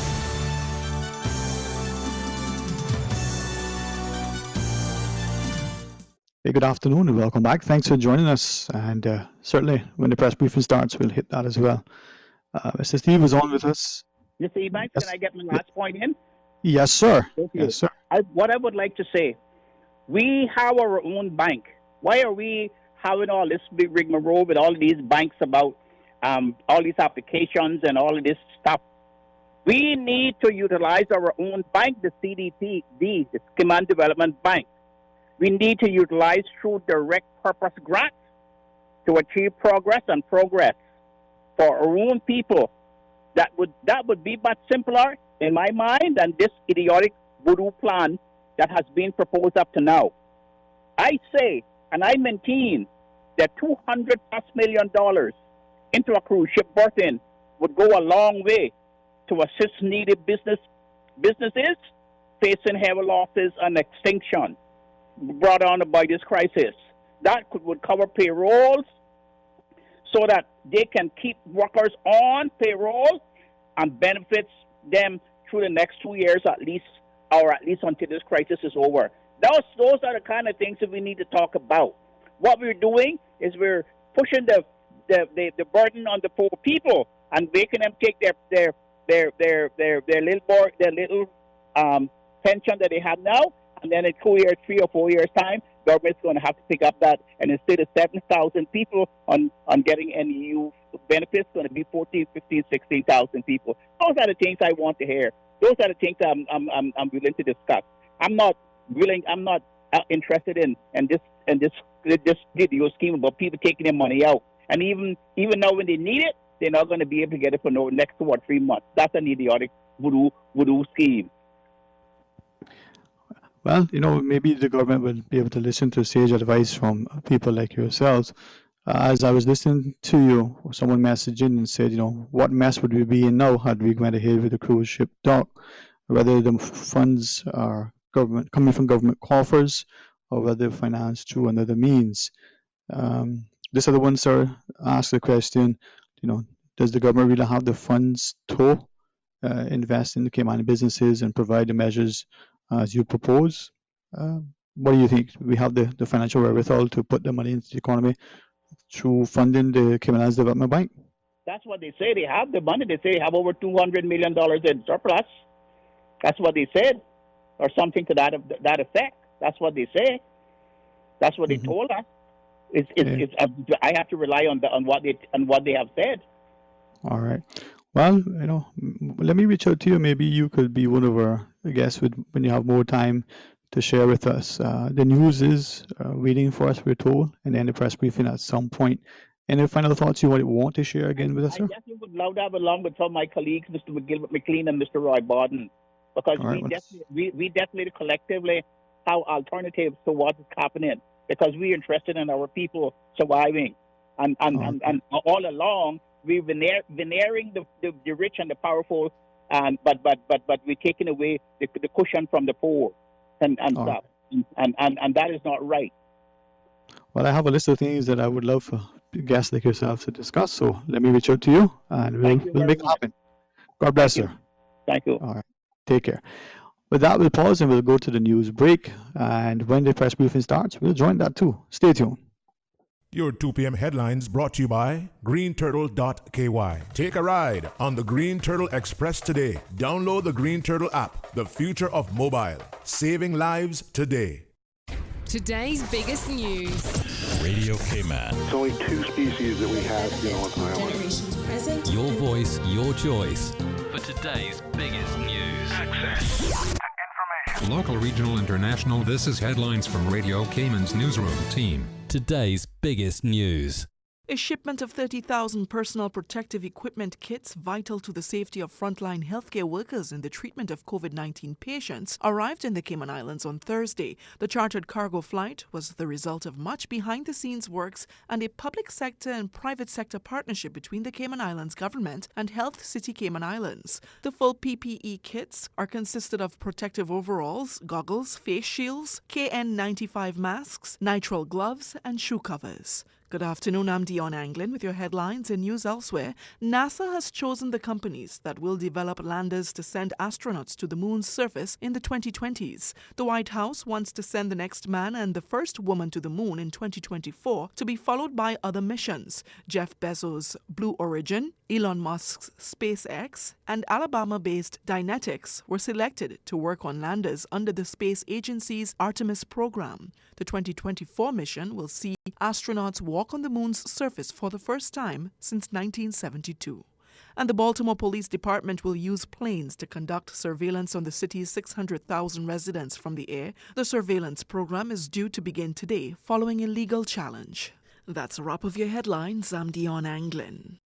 Social distancing is crucial for our community to get back to normal. And never before has communication been so crucial. Keeping in touch with family, friends, and up to date requires you to stay in touch. Green Turtle offers the solution for both. Download the Green Turtle app now. Top up yours or a loved one's phone with any mobile carrier in any destination in Cayman. Phones delivered to your home, and with the new rewards program, you can even redeem points towards a new phone and other products. Download the Green Turtle app today. Green Turtle is not only the future of mobile, but today it can help save a life. Hashtag Stay Home Cayman. Take a ride on the Green Turtle Express today. Download the Green Turtle app, the future of mobile, saving lives today.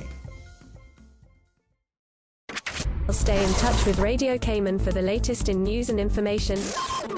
Follow Radio Cayman on social media, Facebook, Instagram, Twitter. Download the Radio Cayman app or log on to our website, www.radiocayman.gov.ky. Radio Cayman, your voice, your choice, your radio. This is Pastor Elsney Banks. And I'm Grace Byers. As a member of this community and with the support of my fellow pastors, I'm calling upon our nation to unite in a 72-hour campaign of prayer and fasting. Hashtag Pray Cayman will commence this Thursday, April 30th at 6 p.m.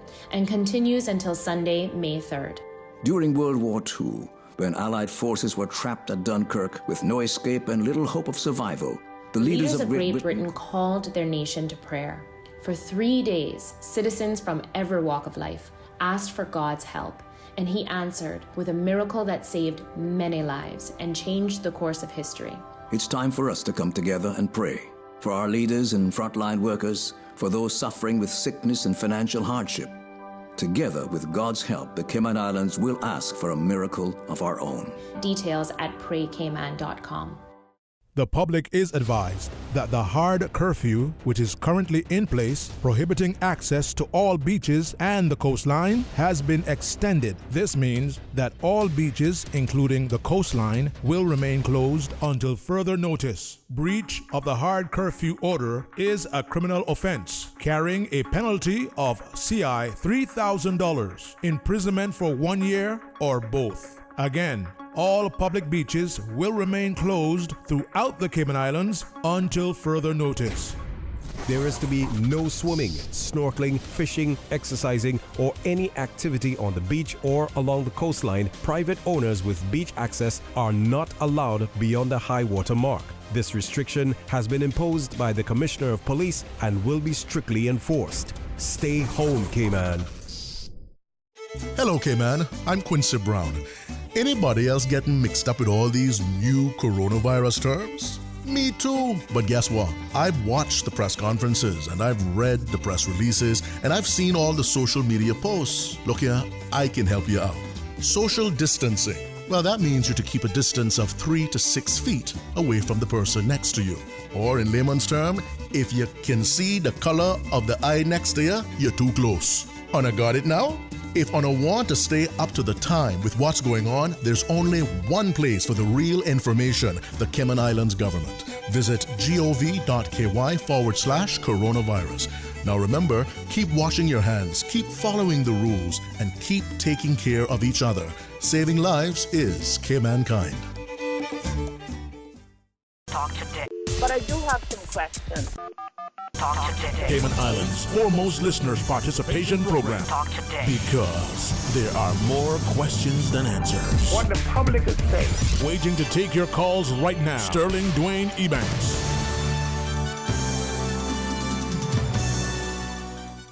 Hey, good afternoon and welcome back. Thanks for sharing with us. We've got some open line at least for a couple of minutes until the press briefing. But we have a caller, so let's go to our phones. Welcome. Thank you for sharing. Yeah, good afternoon, Dwayne. How you doing?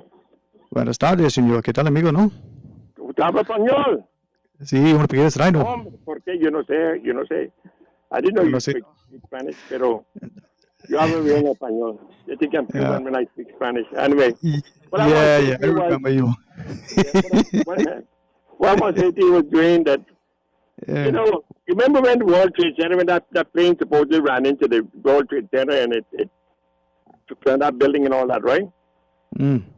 Yeah, okay. But we know that's all. We know that was a setup. That was a setup because we couldn't find a part of the plane and nothing in this thing. That was all contrived before where they put explosives and stuff in the building and it brought it down. We all know that now. Now, recently, when I had this coronavirus thing, we understand that China, up in Wu, whatever that town is, knew from December last year that they had something in there. But they wanted to do something similar to what happened in the States. They wanted to make it look like they did them. So when they brought this thing out, now they had already built these 1,000-bed hotels and all that. And they had a video of it. And then they said they built three hospitals in 2 weeks. Not going to happen. It couldn't happen. You see, but this is what people do, and people believe that crap. They had them things built in preparation for this coronavirus thing, and then when this thing came out, they went back and they had the film and everything made. You couldn't build anything that quickly with the number of, if you go online, you can see all the cranes and stuff on top of things. It was all a setup. You couldn't work in that condition. There would be too many vehicles, too many everything. But people are buying this thing, and all of a sudden, nobody's talking about that. Let me tell you, China knew about this thing, and this was a setup. Trump said the other day, he got information that was done in China, and that's it. I think it backfired on them. They didn't expect it to do what it did. Dwayne, what I'm saying is this. The good Lord in heaven knows and sees everything. What is happening in Cayman is a part of what's happening in the world. People have become obsessed with money. They've become obsessed with everything besides what God wants them to do. Now, all of a sudden, they want to fast and pray in Cayman for 3 days. Where were they when things weren't, do it while things are going good. Give God thanks when things are going good. Don't wait till there's a crisis, then all of a sudden. You understand what I'm saying? In all things give thanks, huh? Mm-hmm. You see what I'm saying? This is what's happening to us. We wait until there's a crisis, then we want to. I got something I'm going to send for you. I'm going to bring for you. Yes, sir. And we can discuss it then. But yes, sir. Wayne, the good Lord talks to me sometime. And I think I told you about that. Mm-hmm. And I'm saying that the other things, look, there's a date that's coming up. I don't know what it's going to be. The 5th of August this year, something big is going to happen. I can tell you that. What I'm saying, Dwayne, we have to get back to where we love God and do things because thank Him for what He's doing for us. We get up there and you see all these old buildings. I got to laugh now because I knew that was going to happen. You can't, all this building, these little old pieces of styrofoam boxes, they're selling for $300,000, $400,000, $500,000, $1 million. And the real estate people are going out, they're talking about what a good deal it is, all that stuff. Well, now, what are they selling? They're not going to sell none of them. They're going to sit there and rot. Well, let me ask of you, and quickly I will say up front, when the press briefing starts, Ms. Susan will let me know, and if we're mid-sentence, forgive us now. I expect okay. It, yeah. No, I really appreciate everybody so amenable. I mean, a gentleman prior to you, like you, Mr. Steve, we have immense respect, and he, I heard him. to break into his thought process earlier, But anyway, what I want to ask of you, I say this hopefully respectfully, hopefully properly, but hopefully in a way that it doesn't take away from what the people shared. Wow. A number of individuals, and I've said this to a couple of them, I feel that would they call, whether my show, whether Mr. O'C's, and share their thoughts, it would carry not just more weight, but it would be better than trying to say it through me or somebody else, right? But they are so afraid. I mean, these are people who are friends with the politicians, who are prominent business leaders, who are members of the church, but they're no longer iron men. I mean, they're not even paper men anymore, right? And I had a very, with his, with his approval and his acquiescence, we got into a nice, engaged discussion earlier today, and I said, man, when are you gonna be the man that we know you to be and call out and stand up and speak out and support the things that you believe and challenge the things you don't, because that's the kind of leadership we want, right? So just from two perspectives, all right? I with his permission, I said I would mention these again. One is this notion you just shared about construction and the like. His perspective is the Honorable Premier reference on Wednesday that construction may be one of the next things that we open up in the second phase as of 2 weeks from Monday coming. So from the 18th on, if I understand and recall correctly, the Premier said, let's see how things go, but that may be in the next phase, right? Phase 2. And when the Premier equally said, well, we recognize on the construction site, it's going to be a challenge to practice some of this, physical distancing because of the nature of the job, but we're going to open it up to big businesses. This gentleman, he shared that kind of what I sort of inferred from what you said. We build these things, whether the money is in place now, the contractors are there on site, the financing is there. But if the borders are closed, who's occupying them? And why is that? Now, he did say maybe the continual move for a construction-based sector perhaps needs to be revisited from the perspective that we're building on a lot of the land that previously was land that we could have and should have perhaps used for agricultural purposes. So if we were to continue in that vein, then we're going to be building on these properties that could be your farmlands, as opposed to looking at, not just future pandemics and crises, but threatening a continued food security and extending another leg to our economy, the employment, but income. So your thoughts on that? I mean, I hope I understood and repeated what he said. Yes, sir. Let me just say this, Dwayne.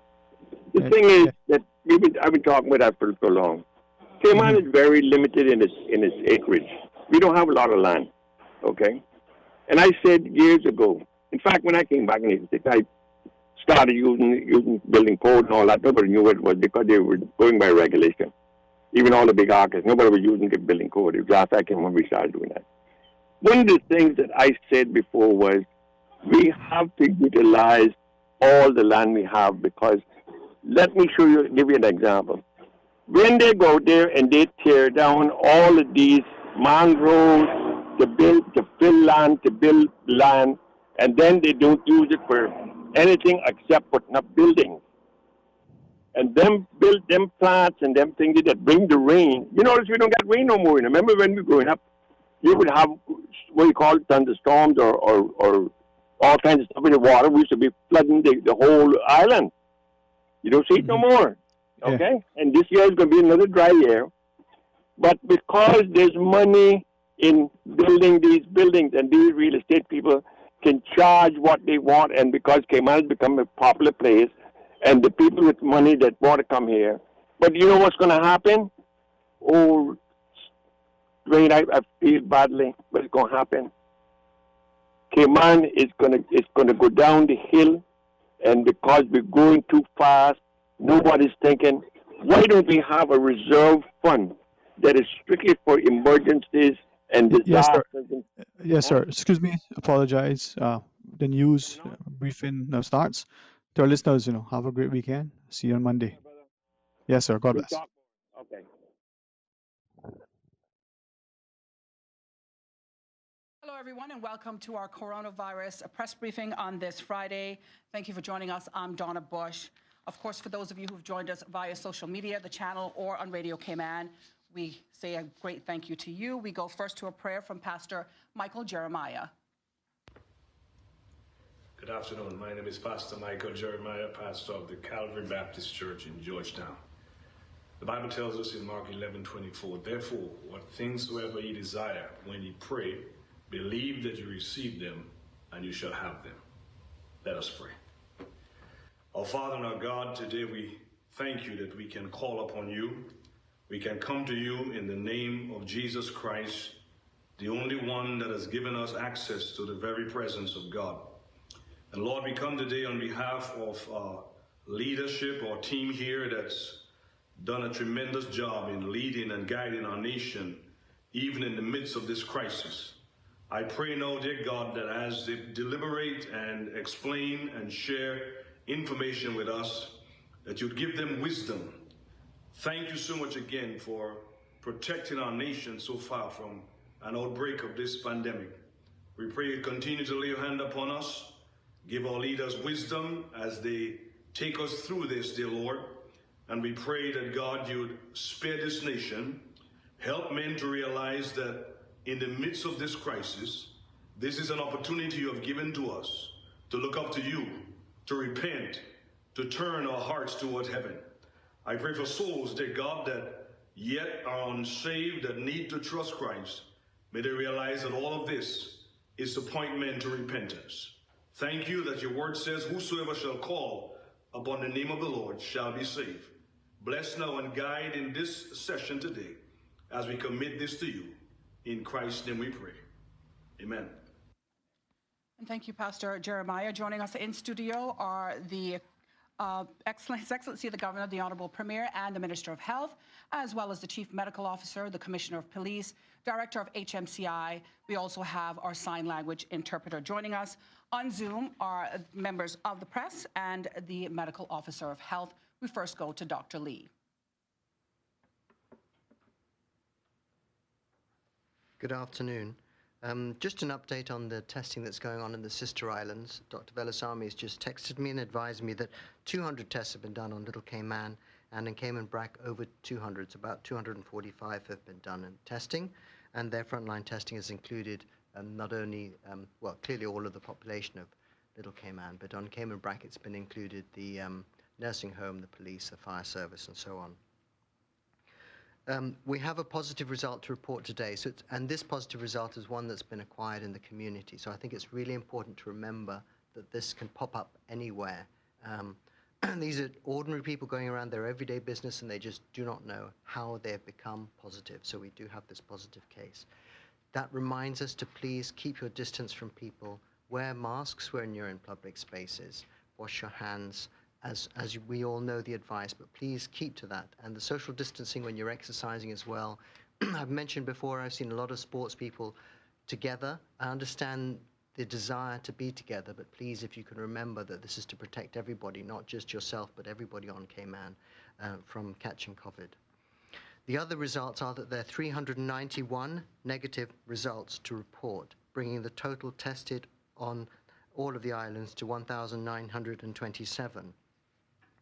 I'm just breaking up the screening tests a little bit for you. This is to give you a little bit more information. So far, we've screened a total of 949 people across the islands, of which 772 were done at the Health Services Authority and 177 were done at the Doctors Hospital. Of these 949, we have 11 positives, and we know that 4 of those were returning students from the United Kingdom. So our totals at the minute are that we have 74 positive, the number of symptomatic are 32, the number of asymptomatic are 28.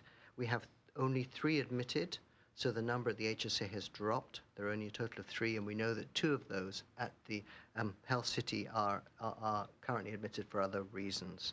10 have recovered. Thank you, Donna. Thank you very much, Dr. Lee. We're now going to call on the Commissioner of Police, and he will give us an update, and then we'll go back to Dr. Lee with any questions from the media. Good afternoon. Just an opening comment. Since last week, the crime situation remains very stable. The hard curfew continues to operate very well. And today what I would like to do is deal with the new hard curfew order number 4, which came into effect at 5 a.m. this morning, and maybe explain a little bit about it and go through the conditions. So yesterday, the 30th of April 2020, as required under the provisions of Section 49 of the Police Law 2017 revision, I consulted with His Excellency the Governor of the Cayman Islands, and I advised him of the necessity to impose a new curfew order effective 5 a.m. this morning, the 1st of May 2020. My advice was predicated on the basis that it appears to me that, having regard to the immediate threat of a serious hazard throughout the Cayman Islands associated with the COVID-19 pandemic, that there are reasonable grounds to believe that in the interest of public safety it is necessary to impose a new curfew order. I have now received permission from His Excellency the Governor to impose a curfew order effective this morning, Friday the 1st of May 2020, commencing at 5 a.m. and concluding on Friday morning the 15th of May 2020 at 5 a.m. In effect, this imposition of curfew order will be in place for 14 days from today, the 1st of May, between the hours of 5 a.m. and 5 a.m. and will be subject to the following conditions. Soft curfew or shelter-in-place regulations will be in operation between the hours of 5 a.m. and 7 p.m. today, Friday, and tomorrow, Saturday. Next Monday, the 4th of May 2020, this will change and the soft curfew will be extended by 1 hour, which will be between the hours of 5 a.m. and 8 p.m. daily, Monday to Saturday. So from next Monday, there's an extra hour, 5 a.m. to 8 p.m., and that runs Monday to Saturday. The hard curfew or full lockdown, save for exempted essential services personnel, will be in operation this coming weekend, that is tonight, Friday, and tomorrow night, Saturday, between the hours of 7 p.m. and 5 a.m. Next week, effective Monday, the 4th of May 2020, this will change, reducing by 1 hour with hard curfew each night between the hours of 8 p.m. and 5 a.m. Exercise periods not exceeding 90 minutes will be permitted between the hours of 5:15 a.m. and 6:45 p.m. today, Friday, and tomorrow, Saturday. Next Monday, the 4th of May 2020, the 90-minute exercise period will be permitted between the hours of 5:15 a.m. and 7 p.m. Monday to Saturday. No exercise periods are permitted on Sunday during the period of hard curfew. On Sunday the 3rd of May and on Sunday the 10th of May 2020, we will operate a 24-hour curfew order with full hard lockdown on both dates.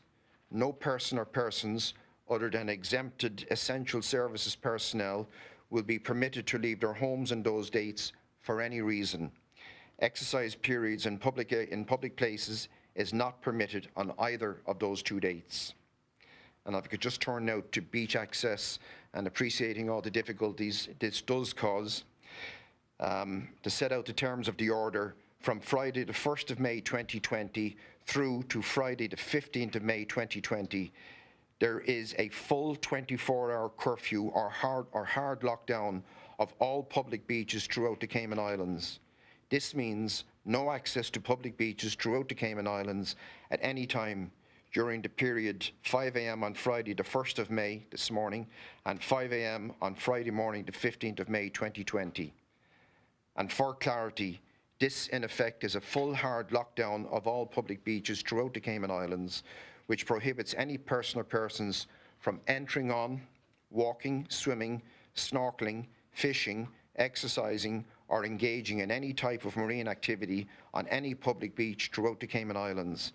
This hard curfew runs through until Friday morning, the 15th of May at 5 a.m. And if I could take the opportunity to remind all the listening public that a breach of the hard curfew order is a criminal offence carrying a penalty of 3,000 Cayman dollars and imprisonment for 1 year, or indeed both. Thank you. Commissioner Byrne, thank you very much for that update. We're now going to call back on Dr. Lee for answers to questions.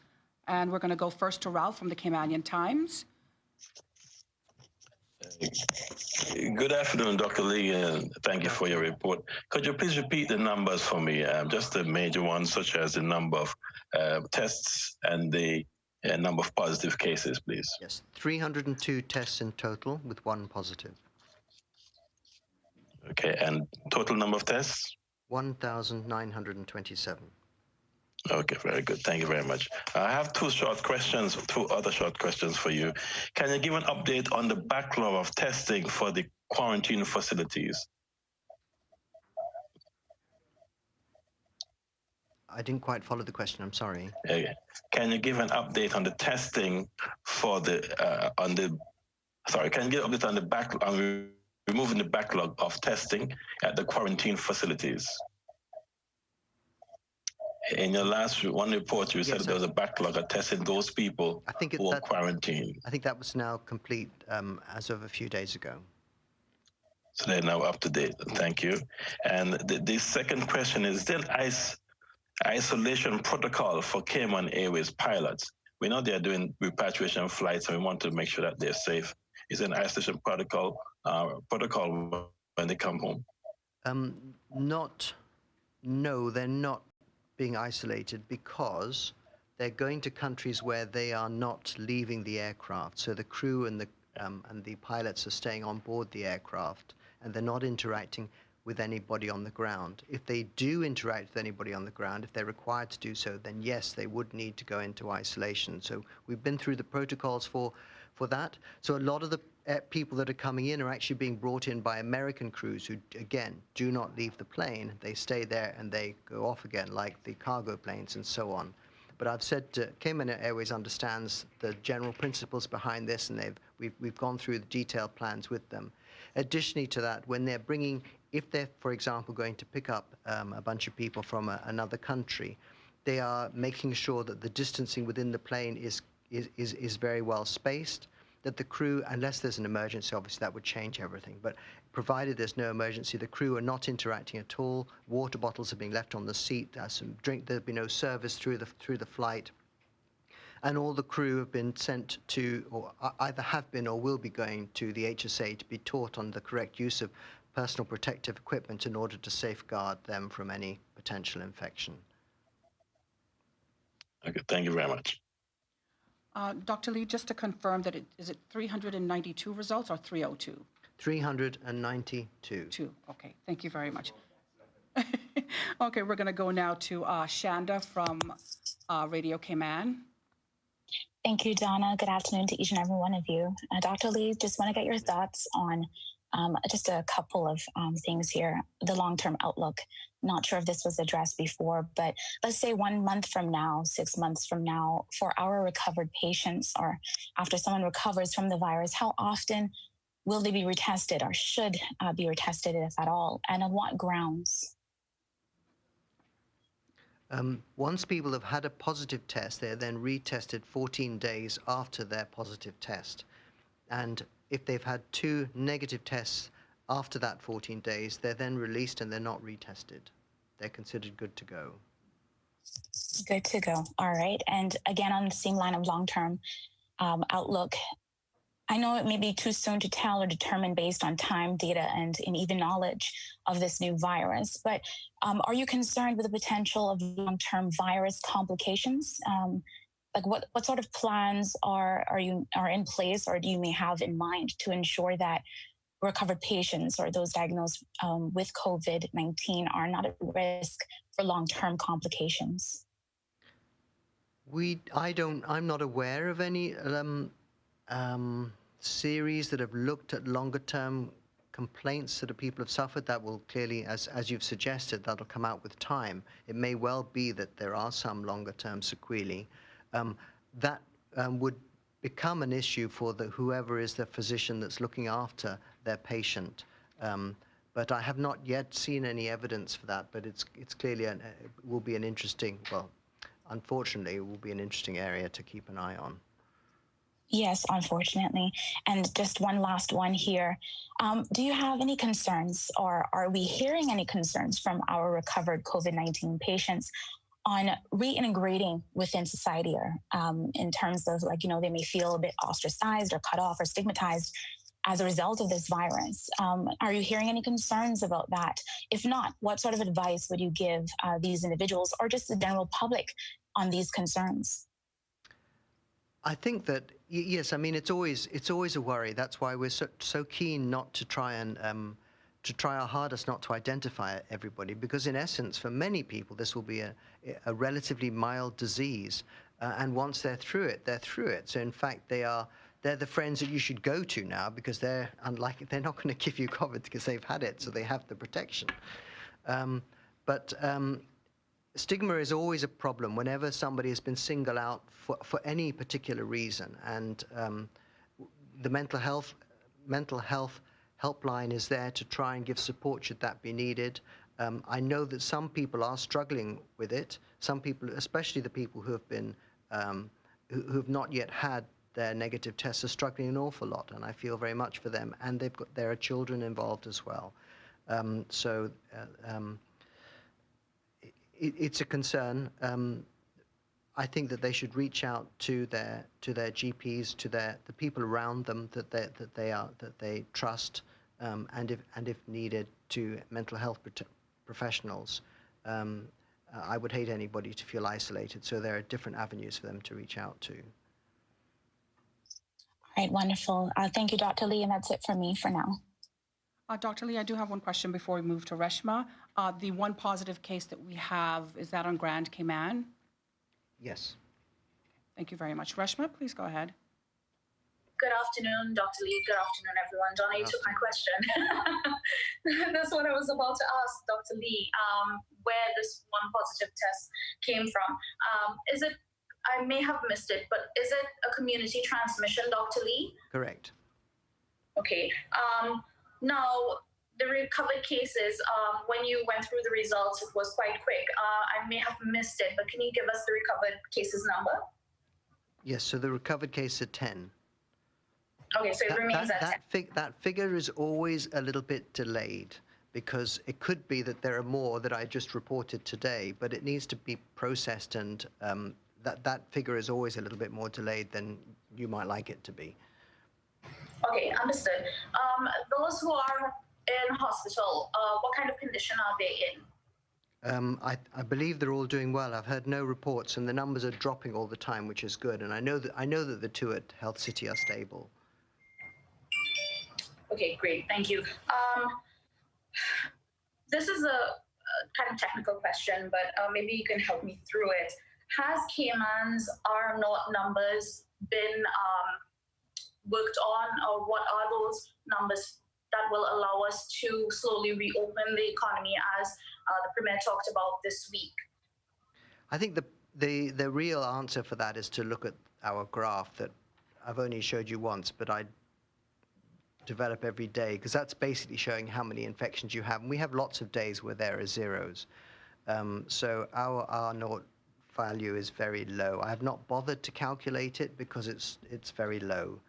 It would possibly be a meaningless figure. You always have to be careful when you're calculating these things for very small samples of population, as we are a small sample of population, because the smaller the sample, the more meaningless the values.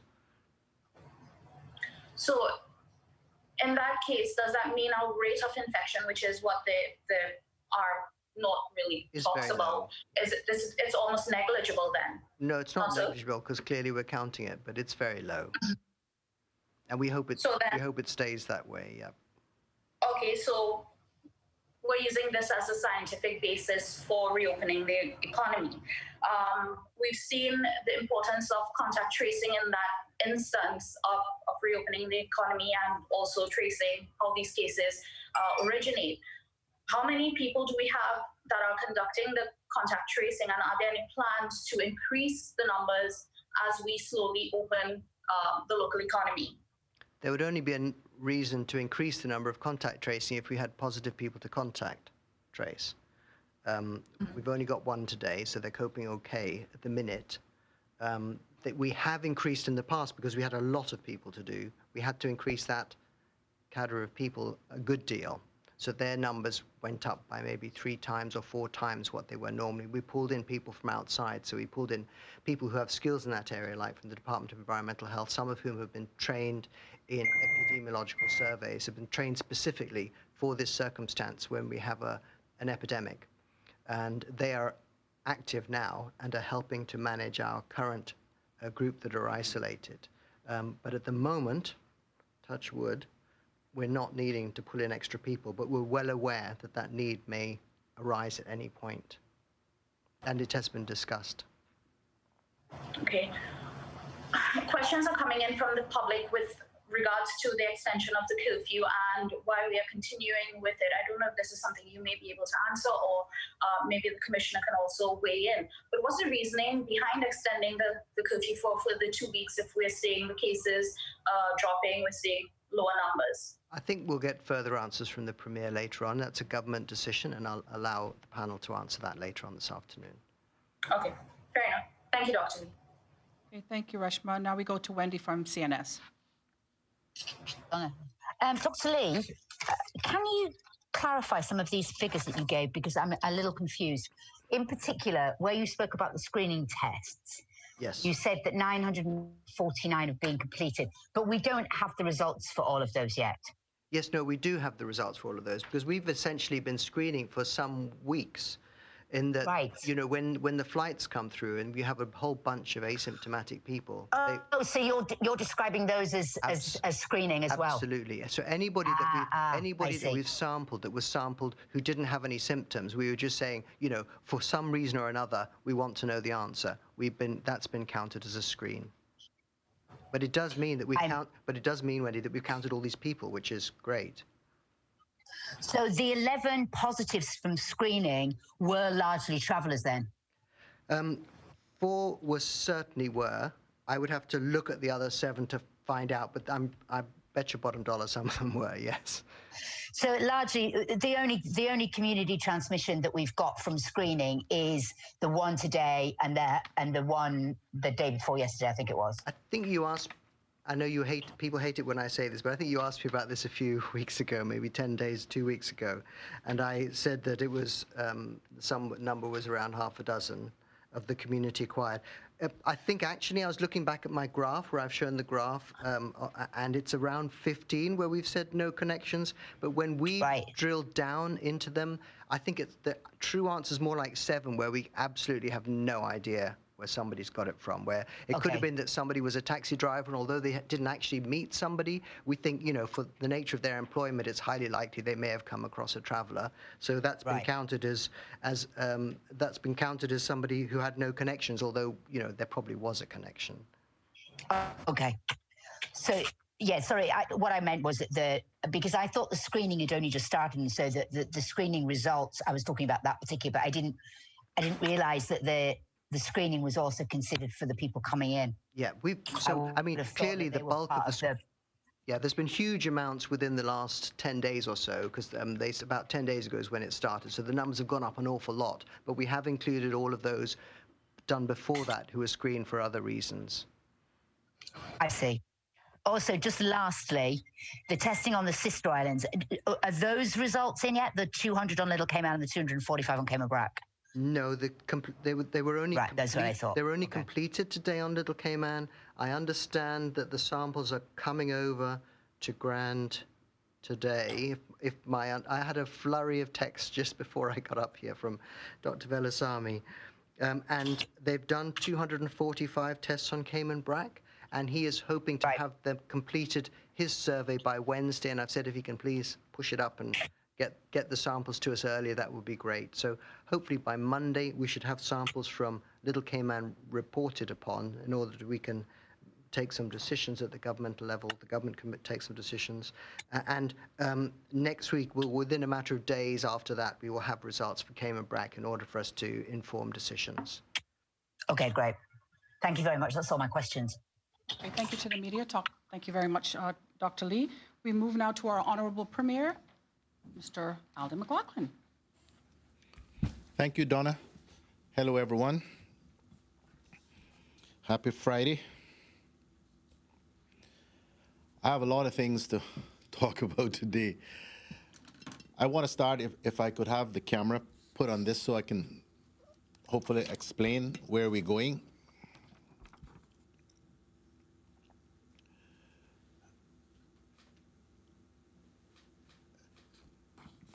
So this graphic sets out the COVID-19 suppression levels. We've been in level 5, maximum suppression, since the 24th of March, I believe, when we first imposed the hard curfew. And while there have been some tinkering at the edges, adjusting this, adjusting the other thing, that's where we've been. Where we're going starting on Monday is level 4, high suppression. So the other levels are moderate suppression, level 3, minimal suppression, level 2, and level 1 being the all clear. I think it was Reshma who asked, what is, essentially what is informing the government's decision and the commissioner's decision to continue with the hard curfews. So I hope to be able to explain those things as I go through the decisions we've taken recently and the decisions of Cabinet yesterday, which I will announce today. So we've always said that this government's approach to dealing with this epidemic starts with human life is the most important factor. Protection of the health and welfare of the people who live here is the most important consideration in any decisions that we take. Secondly, our decisions about how we approach this are guided by the best science that we can have access to and by the examples of the way other countries have dealt with it and the results. So the combination of measures were essentially really only two. One, suppress the contagion by physical distancing. And so when we talk about hard lockdown and shelter in place, all of those various measures are really aimed at that one objective, trying to keep people away from each other as much as possible to reduce the possibility of the transmission of the virus from one to another. That coupled with testing. It took us a while to get up to speed with the testing because we didn't have kits to start with. We had to have our machine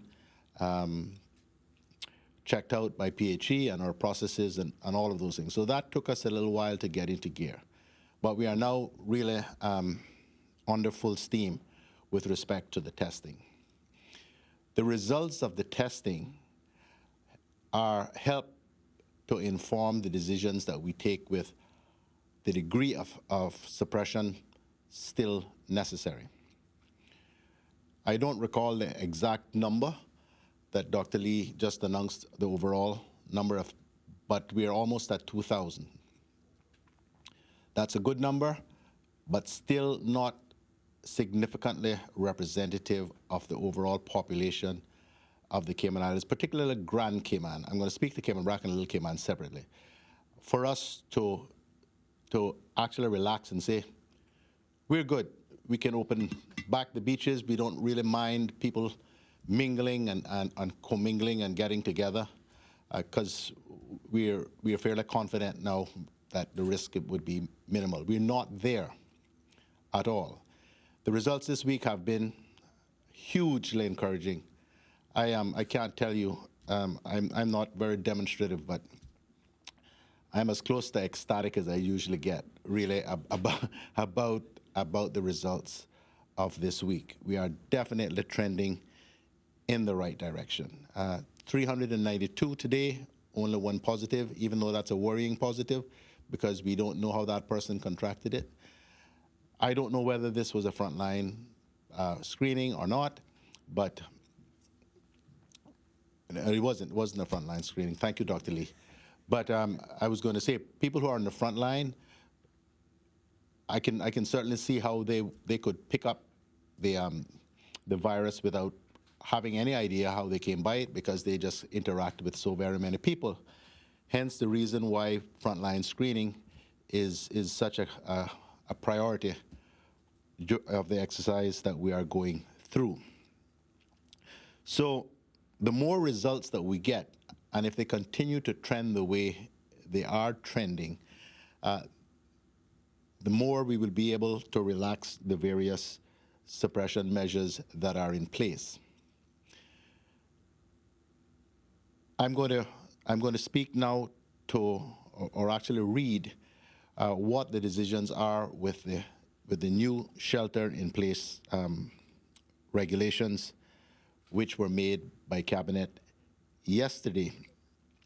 And then I will also talk about, as I said, Cayman Brac and Little Cayman, but also about where do we go in 2 weeks' time when these regulations expire, if the results continue to trend the way they are, and if we have been able to get the numbers of tests up to where we think they need to be to give the government a clear or a pretty certain picture of the prevalence of the virus in the community.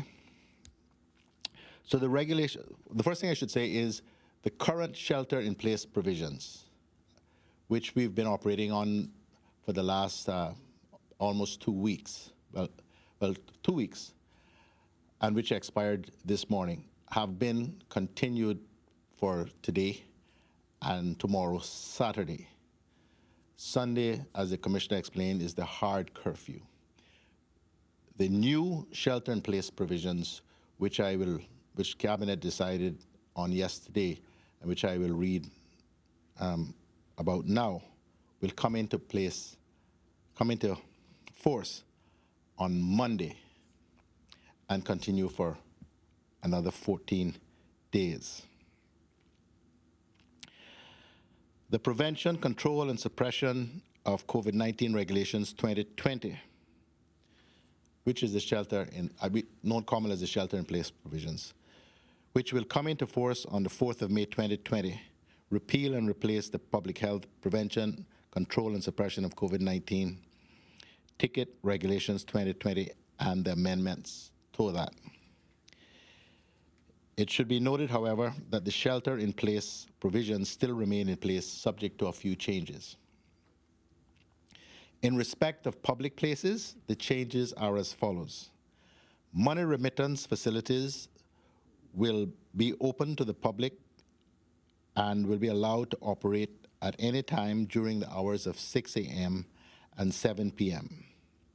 However, money remittance facilities must operate in accordance with such conditions as may be imposed by the competent authority. And to access the competent authority, you write to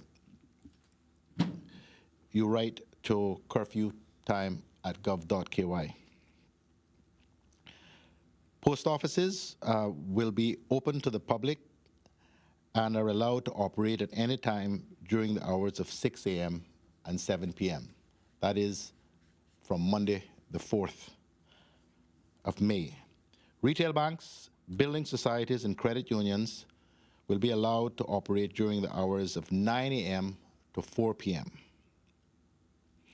In respect of the restriction on certain activities and operations, the changes are as follows. Visits to educational institutions are only allowed by persons who are involved in the distribution or collection of school supplies from those educational institutions.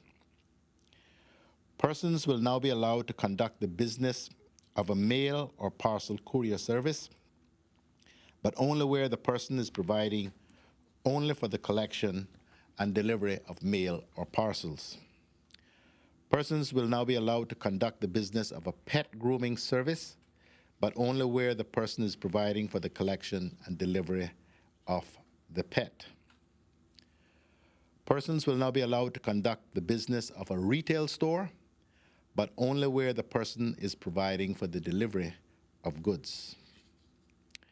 Persons will be allowed to conduct the business of a car dealership, but only where the person is providing for the delivery of vehicles. Persons will now be allowed to conduct the business of a laundromat, but only where the person is providing for the collection and delivery of the items. Persons will be allowed to conduct the business of a car wash service or a tire repair service, but only where the person is providing a mobile car wash service or a mobile tire repair service. Persons who provide pool maintenance services will now be allowed access to private strata pools, but only for the purposes of cleaning and maintaining the pool. And by private strata pools, that means your private one at home as well, because that word strata might confuse some people, but they can come to your home. This has been a pet peeve of many people, so I'm doing my very best to make it clear. In respect of the essential services personnel, the following persons have been added to the list of persons who are exempt from the shelter-in-place regulations, but only while they're carrying out their official or employment-related duties. Persons who provide pain management services or persons providing treatment of chronic pain. Persons who are involved in the distribution of school supplies at educational institutions.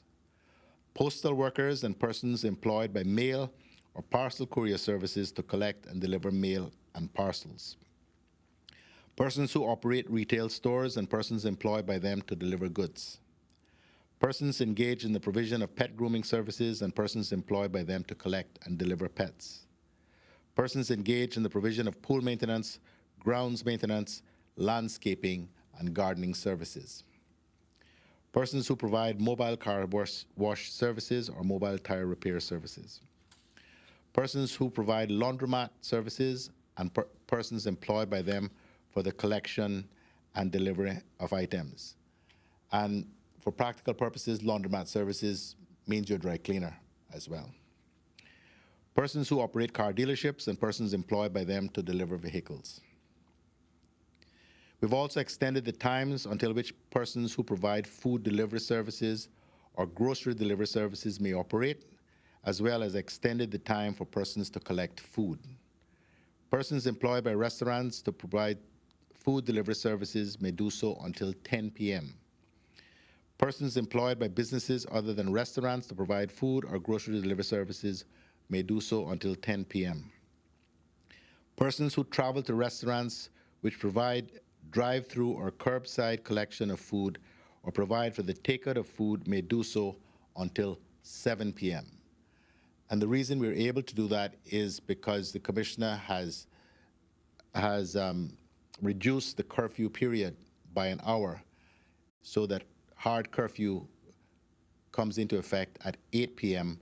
rather than 7 p.m. as it has done these past 4 or 5 weeks, whatever it is. In respect of exercise, persons are allowed to exercise outdoors for no more than 1.5 hours per day, which has been the case all along, between the hours of 5:15 a.m. and 7 p.m. So there's been a 15-minute increase in the window of opportunity for exercise. And for those who may ask why 7 p.m. and not 7:30, is because by 7 o'clock it starts to get dark and the Commissioner wants you to be on your way home rather than walking or running on the road. In respect of, I just did that. Yes. Persons are reminded, however, that they cannot exercise around or in a public pool or a strata pool or in a public gym. Persons are also reminded that they cannot drive the vehicle to any place for the purpose of engaging in exercise. In respect of essential travel to fulfill a legal obligation, we have now expressly included attorneys at law who have to undertake essential travel to participate in or represent their clients in any legal or related proceedings. In respect of essential travel to certain places, we have added post offices and money remittance facilities to the list of places which persons may undertake essential travel to on their allotted days. Persons who have to travel to educational institutions to collect school supplies shall also do so on their allotted days. This, of course, does not apply to persons who have to distribute the school supplies. As a reminder, therefore, persons whose surnames begin with the letters A to K shall undertake essential travel to supermarkets, convenience stores and mini-marts, retail banks, building societies and credit unions, gas or refilling stations, and money remittance facilities on Mondays, Wednesdays, and Fridays. Persons whose surnames begin with the letters L to Z shall only undertake essential travel to the places just referred to on Tuesdays, Thursdays, and Saturdays. Persons are also reminded that where a person has what I will call a double-barreled surname, the first name of the person's double-barreled surname shall be the name used for the purposes of determining the person's allotted day. Now, those who have been following carefully what I've been reading would probably discern that there is a theme that runs through the various activities that are now being permitted that hitherto have not been permitted. That is that it is essentially all about, with few exceptions, the money transfer facilities and the post offices. it is about the delivery of the goods or services. So in this second level of suppression, level 4, second in terms of severity, we have released more than 6,000 persons by our estimates to go out and do business who previously were not able to do so. But we are still concerned about the gathering together of people, activities which require or cause or encourage the gathering together of groups of people.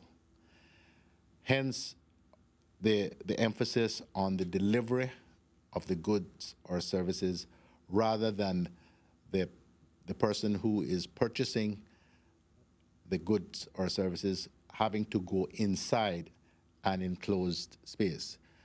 We just couldn't find a way to get around that with respect to the money transfer services or the post offices or indeed the supermarkets. So there's some places you absolutely have to go to get the goods or the services. So in this second, or in this level 4 suppression measures, we're putting more people on the road, but we are still managing the risk by still restricting the opportunities for people to, as I say, rub up against each other and cause the transmission, the community transmission of the virus. God willing, and things continuing to go as well as they are, we hope in 2 weeks' time with the test results that we will be able to move to level 3. And level 3, we anticipate there would be the opening of a number of facilities. I know some that people are keen about, like the Home Depots, the hardware stores, those sorts of places. We would anticipate being able to allow those to open. But for now, they are able to provide delivery service.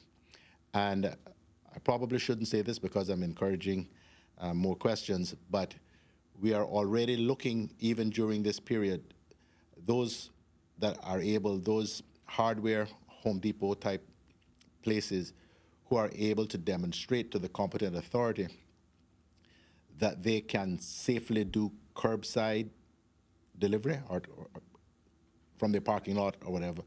We certainly are prepared to look at authorizing that even during this 2-week period. The concern, as we say, is we're trying to manage or minimize the risk. There's always risk once you do this, but we can't keep everybody locked down until Christmas when everything would be fine, I'm sure. So we have to try to manage the risk.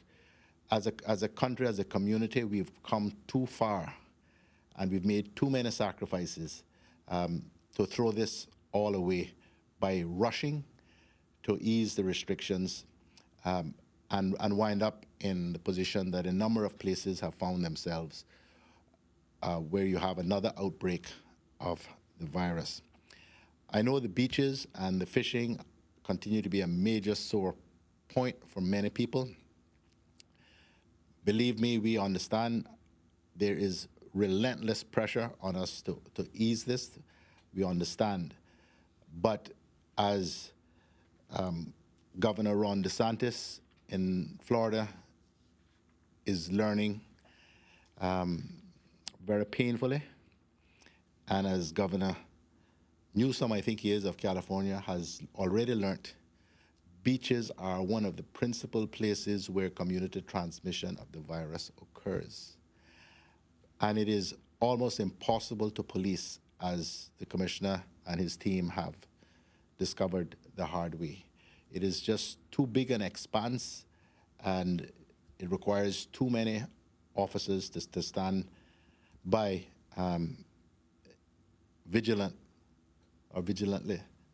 to keep people from. It's human nature. You're at the beach, you're having a beer, you want to talk to somebody. No one wants to stand there and talk to themselves and look at the sea. I mean, so you're trying to manage human behavior, and you're forcing people to do things that don't come naturally to any people. We're social animals. So I just beg again, as I've done, for patience. We know this is terrible in terms of how it makes you feel, but we've come too far. And I want people to believe that if we succeed in the next 2 weeks, as we have succeeded so far, we will be able to release the beaches. We will be able to allow people to go fishing again.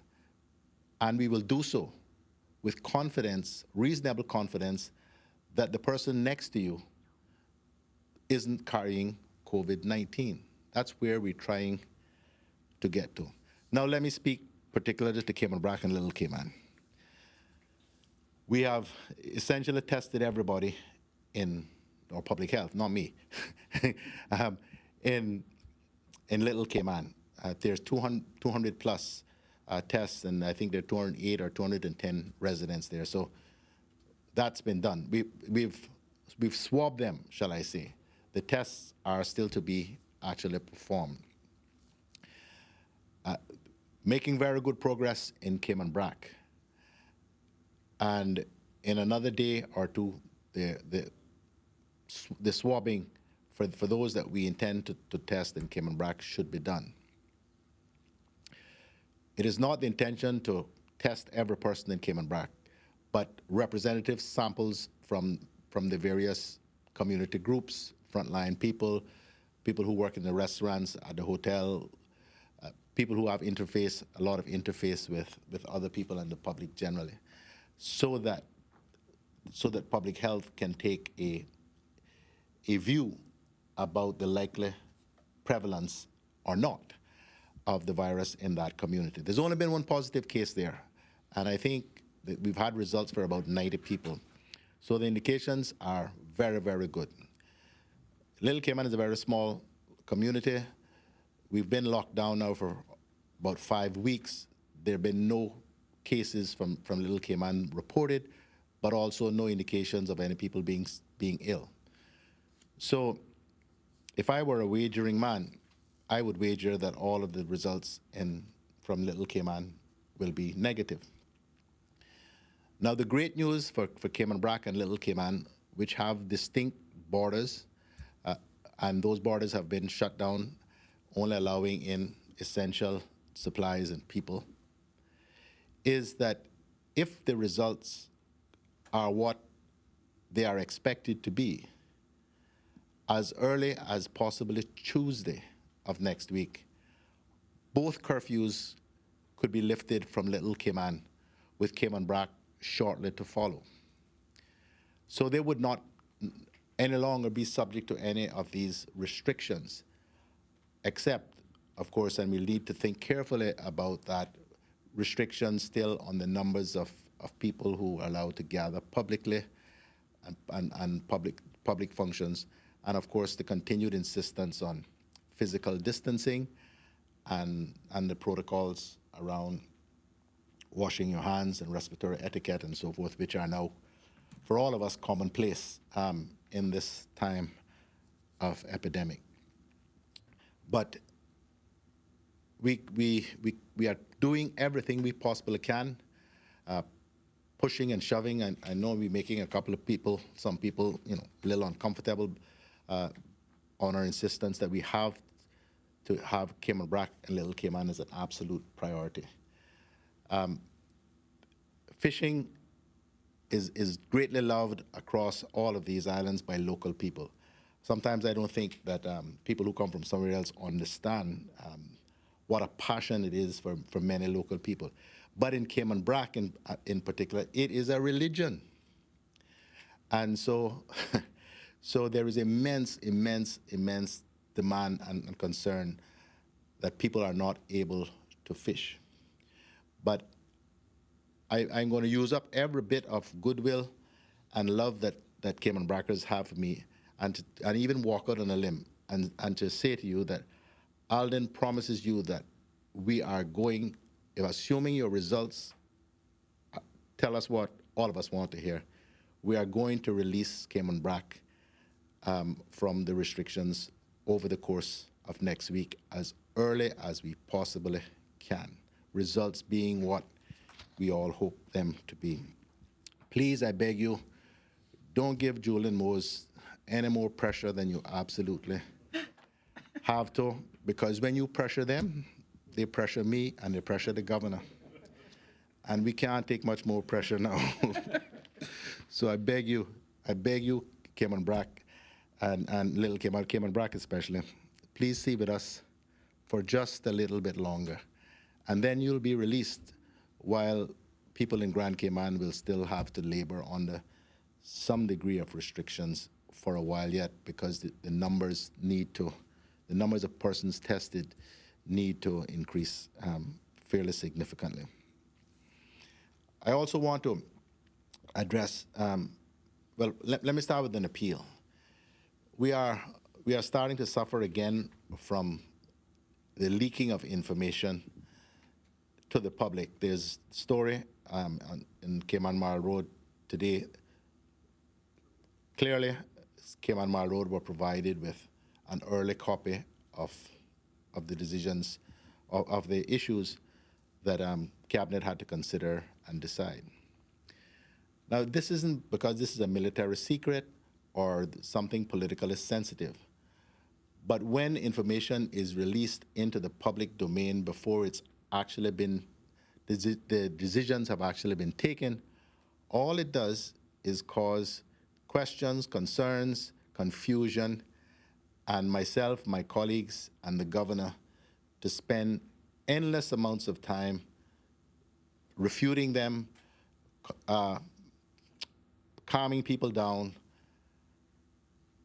It really serves no positive purpose. And I regret to say this, but it's civil servants that are doing it. I appeal, please contain yourselves. We all need to get through this together. This is really, really unhelpful. It's not a case of embarrassing anybody.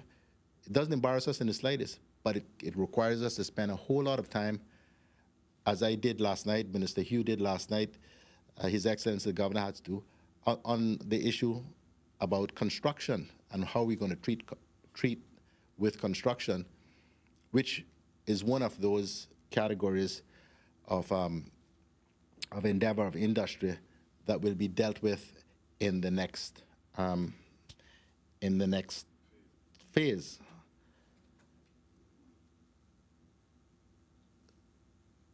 When there are these discussions about issues, a whole lot of things get thrown up, because that's how you are able to debate the virtue or lack thereof of a particular position. But when you put out the information as though it has been a decision, and in this case, there was supposedly a list of companies, of the big companies, big construction companies, who had been approved to go. And then, of course, the obvious question is, so what happened to us small size, medium size construction companies? We're not going to be able to operate. So we are doing everything we can to be as fair as possible, while bearing in mind that risk always must be the principal consideration.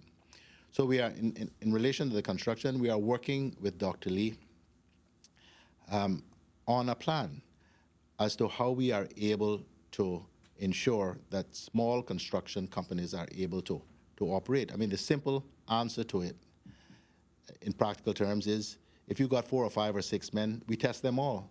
Then you can go ahead and go to work. And this worker doesn't have to be spending his time or her time worrying about, is the person I'm working with likely to be positive or not. So, but there are practical considerations around all of these things, and we're still trying to work out the details of how we do all of these things. But panicking people in the construction industry is just unhelpful and a waste of time. So please, Don't do it. What else do I have? Right. So as an example of that, we want to, as we've done with respect to the runway rehabilitation project at the airport, we want to seize the opportunity that we have now where there's a lot less traffic on the road to get some of the NRA work that was underway restarted and completed before we get back to major traffic jams again. So in keeping with the same principle that I just spoke about, we are testing key members of the NRA crew tomorrow, and it's about 10% of the crew. And so assuming all of those tests go well, you will see NRA staff on the road starting next week, starting to redeploy and starting to resume some of those projects. I also have what I hope is some good news about or from the Water Authority, which the Minister, Mr. Juliana O'Connor-Connolly, sent to me just a short while before the conference began. So I'll just read it because I haven't been briefed. I'm just reading the notice that I've been sent. The Water Authority Cayman continues to provide wastewater services along West Bay Road. Recognizing that many businesses have been affected by the pandemic, the authority continues to seek ways in which it can support the business community during this difficult time. As business is unlikely to return to normal in the near future, particularly the hospitality industry, the authority will, upon request, discount wastewater bills for April through June for commercial customers along the West Bay Road corridor. The Water Authority will provide further details of how customers can apply for this discount on Monday coming, the 4th of May, and information will be shared on the authority's website, www.waterauthority.ky. And so that's another, I think, will be a very welcome measure to help ease some of the financial burden that commercial customers along the 7 Mile Beach corridor are experiencing because they simply have very little business, some none at all.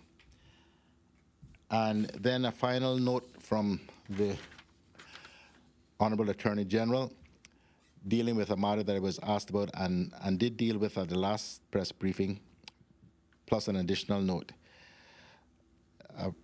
The Attorney General says it appears from concerns raised that 2 matters may require clarification. One, where parents are not living together, but either by agreement between them or by order of the court, must have access to their children for the purposes of shared custody and care. They are entitled to do so. The shelter-in-place regulations notwithstanding. As these arrangements are often by agreement between the parents rather than by order of the court, it would not be necessary for the police to require them to show a court order. Where there is no order, a letter of agreement between the parents will suffice. And separately, under the regulations as originally promulgated and as currently in place, a person may leave a place of residence in order to avoid being harmed. This may include changing one's place of residence for such reasons. So that is to deal with incidents, I think, principally of domestic violence, and to say that notwithstanding the regulations and the shelter-in-place provisions, or even the hard curfew, if you believe that you will be harmed, you are entitled to leave that residence and seek somewhere else, and you will not be in breach of the law. Sorry for being so long, but it really was necessary. I don't think I had too many unnecessary words in there. Thank you, Premier McLaughlin. Your Excellency. Okay. Thank you very much, and good afternoon, everyone. I also have quite a bit to go through, but I'll try and be brief, and I'll leave a couple of things out until next week. I mean, I first of all just want to say, those test results, over 390 negatives, that's hugely encouraging, and I'm sure sends us into the weekend with real confidence and hope that our plan and our strategy is working. I also want to commend the Premier for that impressively clear explanation of the plan going forward and where we are. This is a cautious, sensible and measured plan worked through with a huge amount of detail to make sure that we are in the best possible place. And I want to repeat again, it's based on World Health Organization best practice. It's been discussed with Public Health England, and our excellent Chief Medical Officer is absolutely central to that plan. It manages the risks and it builds in review points as the suppression levels the Premier spoke about, as we move now from level 5 to level 4 high suppression.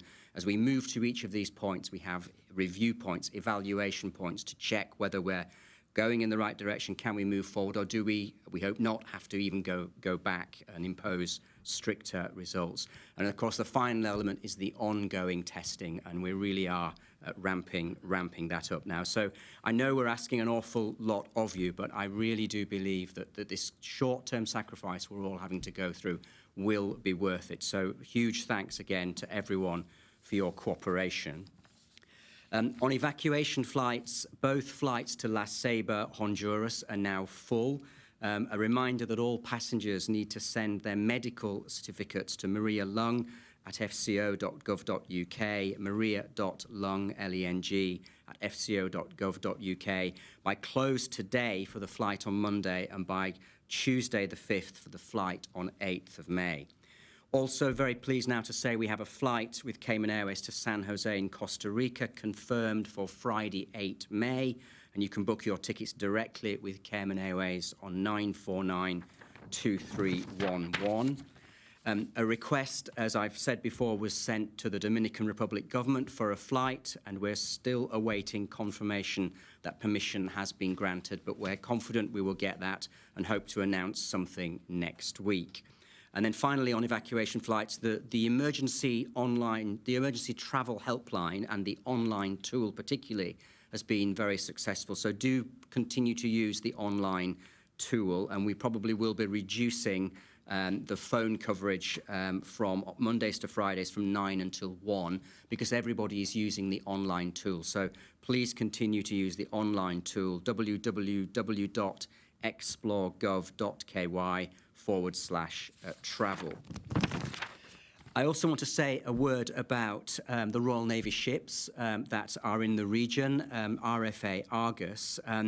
RFA Argus is one of the Caribbean Task Force ships and will be in the Cayman Islands area on Monday, the 4th of May, Grand Cayman, and also on Tuesday, the 5th of May in Cayman Brac.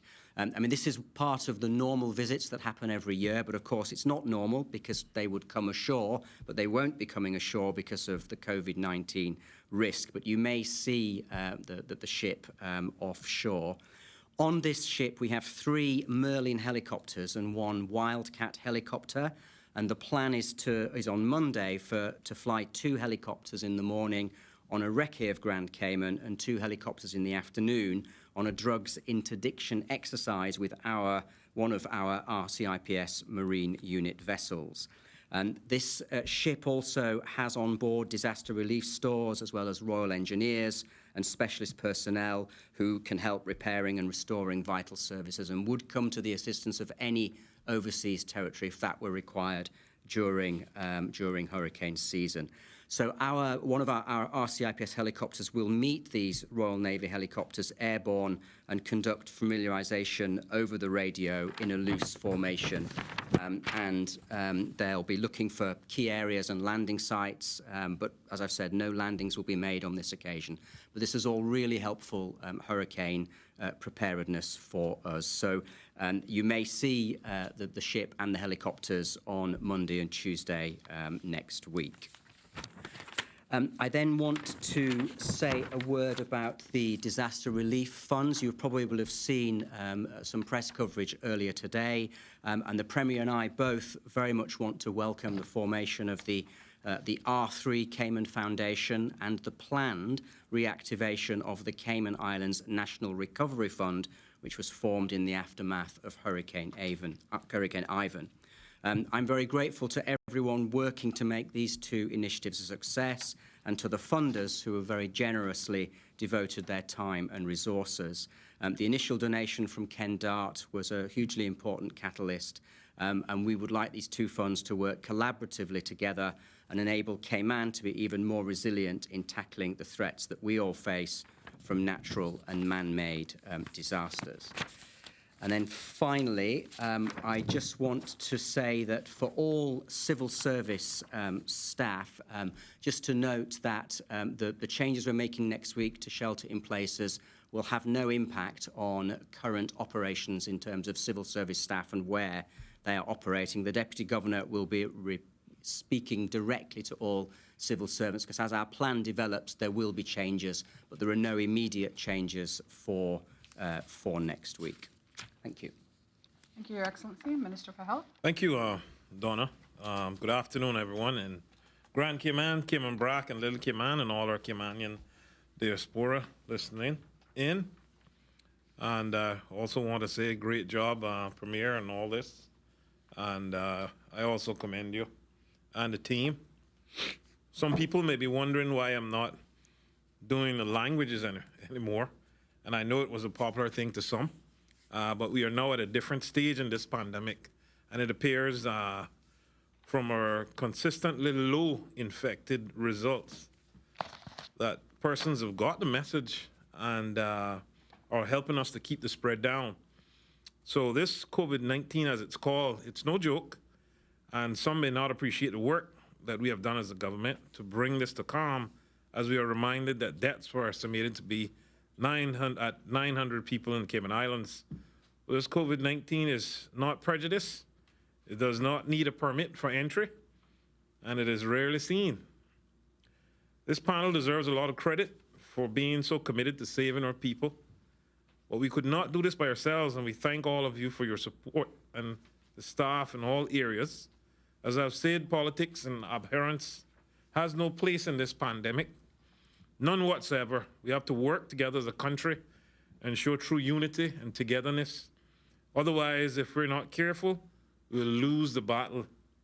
Yes, things are looking up, but let us be reminded of the past and that no one person alone can beat this. It will take the country's effort, no time for a separatist mentality. The most severe pandemic in history was the Spanish flu of 1918, as you've heard. It lasted for 2 years and 3 waves. Are you with me? With 500 million people infected and 50 million deaths. Most of the fatalities happened in the second wave. The people felt so bad about being quarantined and social distancing measures with the government hand was forced. And when the government first lifted the measures, the people rejoiced in the street with abandon. In the coming weeks, the second wave occurred with tens of millions died. Let us not repeat history in 2020 as the government attempts to relax same. Scripture reading for today is Psalms 121. I lift up my eyes to the mountain where my help cometh from. My help comes from the Lord, the maker of heaven and earth. He will not let your foot slip. He who watches over you will not slumber. Indeed, he watches over Israel, will neither slumber nor sleep. The Lord watches over you. The Lord is your shade at your right hand. The sun will not harm you by day, nor the moon by night. The Lord will keep you from all harm. He will watch over your life. The Lord will watch over your coming and going, both now and forevermore. May the Lord add a blessing to the reading of his holy word. I want to say happy birthday today to Sean Lucas Martinez, who sent me a message. He's 13 years old. Happy birthday to you, Sean Lucas. Shout out to all the prayer warriors out there. They say prayers move mountains, and you're sure doing your part to keep the Cayman Islands safe and the countries where your extended families are at.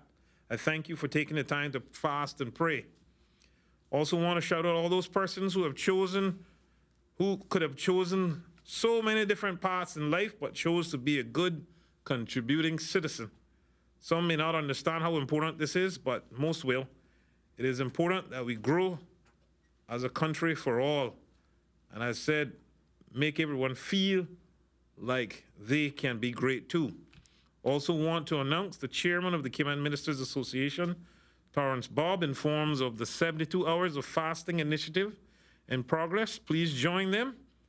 And thank you, Pastor Bob, for your prayers for me, my family, and the healthcare workers. It was so beautiful that you all got Grace Byers, one of our own Caymanians, an international movie star, superstar, and Pastor Al did the commercial, and it's also praycayman.com. You can find this on. President Theodore Roosevelt spoke about the man in the arena. It is not the critic who counts, not the man who points out how strong the man stumbles, or where the dare of the deeds could have done them better. The credit belongs to the man who is actually in the arena, whose face is marred by dust and sweat and blood, who strives valiantly, who errs, who comes short again and again, who spends himself in a worthy cause, who at best knows in the end the triumph of high achievement, and who at worst, if he fails, at least he fails while daring greatly, so that his place shall never be with those cold and timid souls who neither know victory nor defeat. So I say to you, let your life reflect the faith that you have in God. Fear nothing and pray for everything. Be kind, be strong, and trust God's word. Also want to say today, talk a bit more about mental health. As many of us know, the topic is extremely important, especially during this time. It's very near and dear to me. Stress, anxiety, and depression associated with the coronavirus lockdown may be something that we all are feeling. The idea that there is a virus, an unknown, unseen opponent, wreaking havoc all over the world can certainly be an overwhelming thought for most of us. I have been receiving reports from people in the community, many of them experiencing more instances of physical effects like insomnia or headaches, along with lessened or increased appetite, for example. Some of us may even find ourselves using not so healthy things to try to cope, like smoking or over drinking. And although we cannot all empathize that we are under stressful conditions, it is important to always remind ourselves that these types of coping mechanisms are contrary to what doctors across the world are telling us to do right now. Also, as Dr. Lee kindly reminded us this week, these things carry heavy health price tags, such as cirrhosis of the liver and lung cancer, whether there is a health crisis or not. I want to remind you that we all need to take stock, even if you don't think you're struggling to cope with the current situation. As we continue to fight this, the truth be told, we will never further strain, never will we feel further strain in our lives, whether it will be in waiting on test results or worrying about present, future finances. None of us are immune to this stress, and in the effects it can have on our bodies and minds can take a toll. Yes, we may each deal with it differently, but it affects us all. We know this is not limited just to Cayman. We have seen many reports of varying issues related to mental health and coping all over the world. Emotional health is very important to all of us. We are all human, and as such, all subject to becoming discouraged, overwhelmed, depressed, stressed, inability to sleep, anxious about the future, or maybe even withdrawing from our own family members while facing what called cabin fever in this rare situation.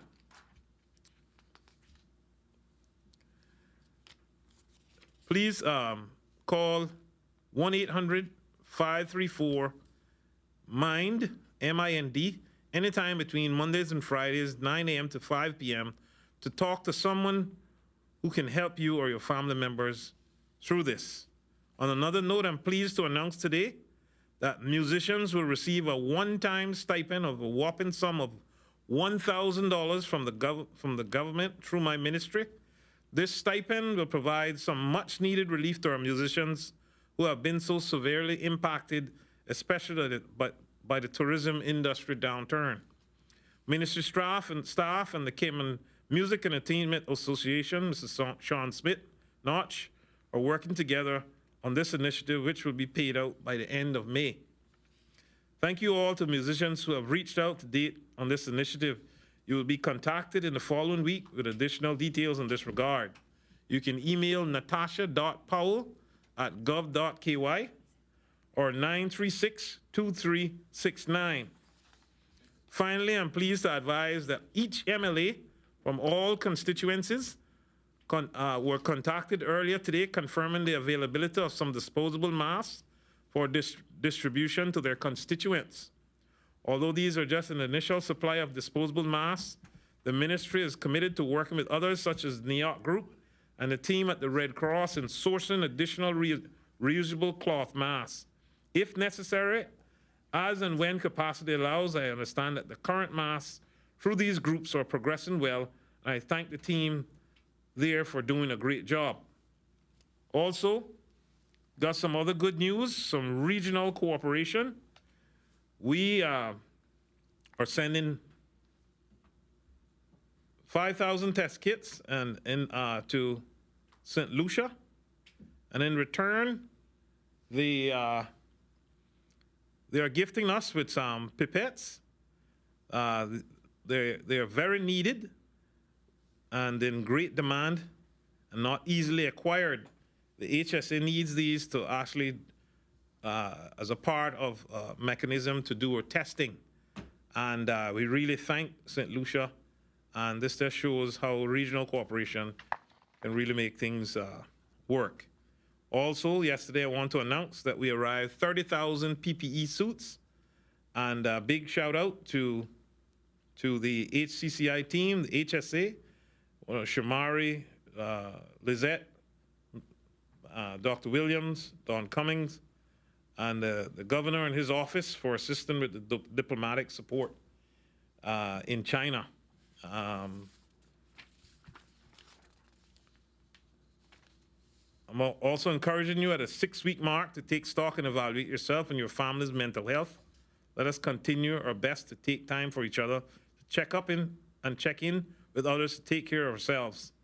Are you spending enough time doing positive things? Are you taking care of your physical health by exercising and eating healthier? We all need to ensure a good balance of spiritual, physical, and emotional health. The bright spot in the dark pandemic is that we are looking out for our family and friends more readily and lending a helping hand because we are all in this together. I thank you, and God bless.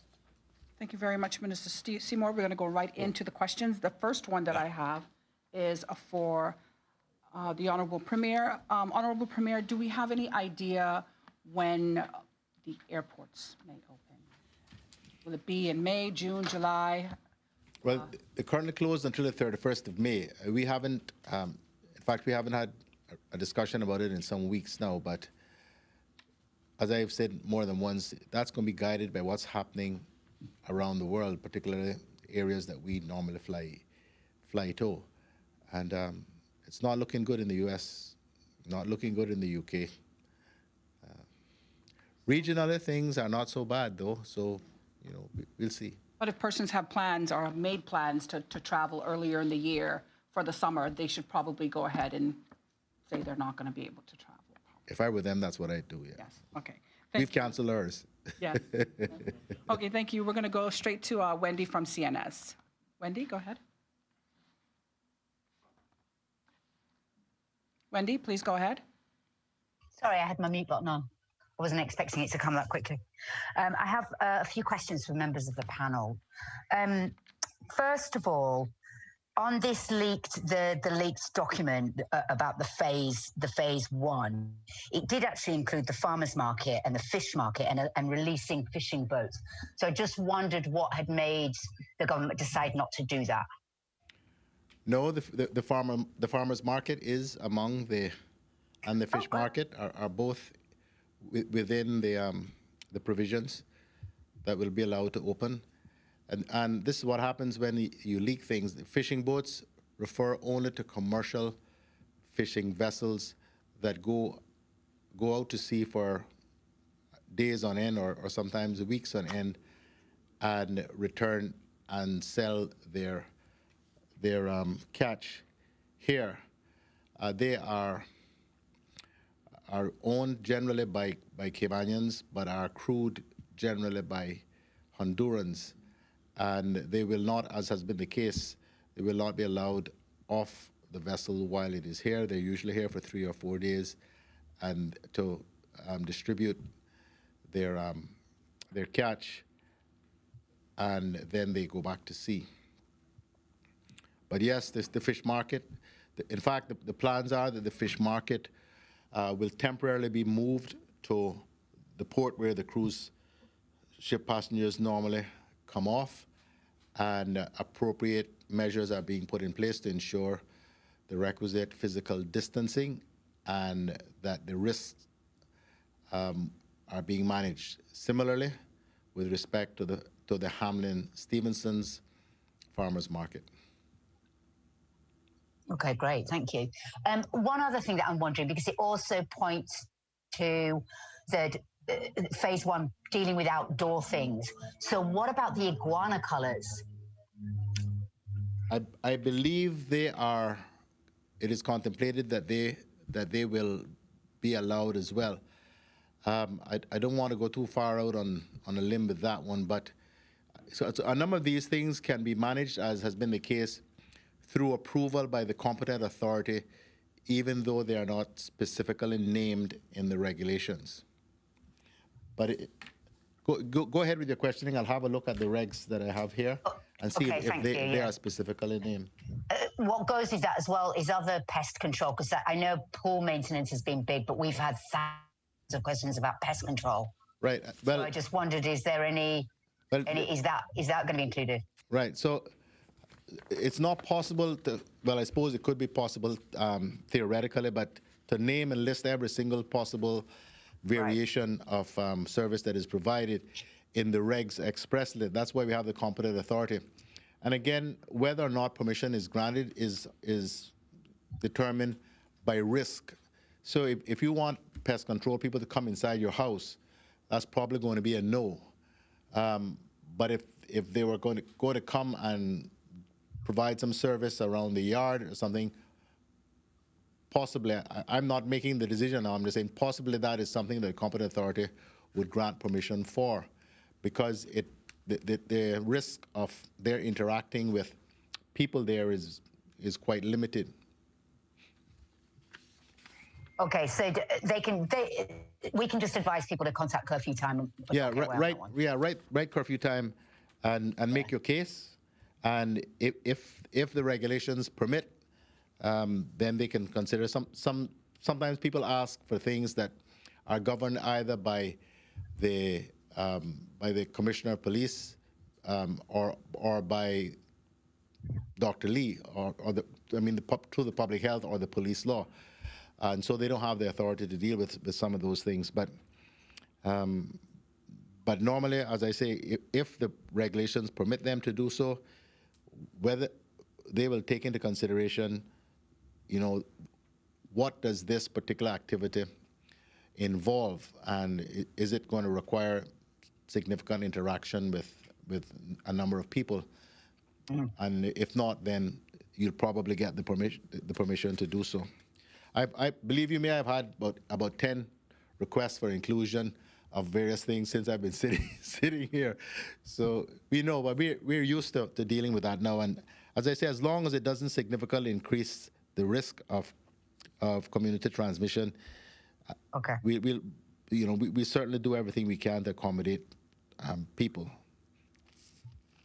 Okay, great. I've got one more housekeeping, and then I've got a more major question. The housekeeping one is we've had a few people who've had new babies recently, but they can't get birth certificates, and so they can't leave. So some of them were wanting to, go on the evacuation flights, but they've not been able to get birth certificates. Is there a solution to that? Have they said why? Because they can't get access to the general registry, and they're not issuing them, apparently. Well, okay. They are providing a number of services online, but I don't have that level of detail, so I'll inquire. I'm sure they're listening anyhow. Okay, great. I'll inquire. Okay, great.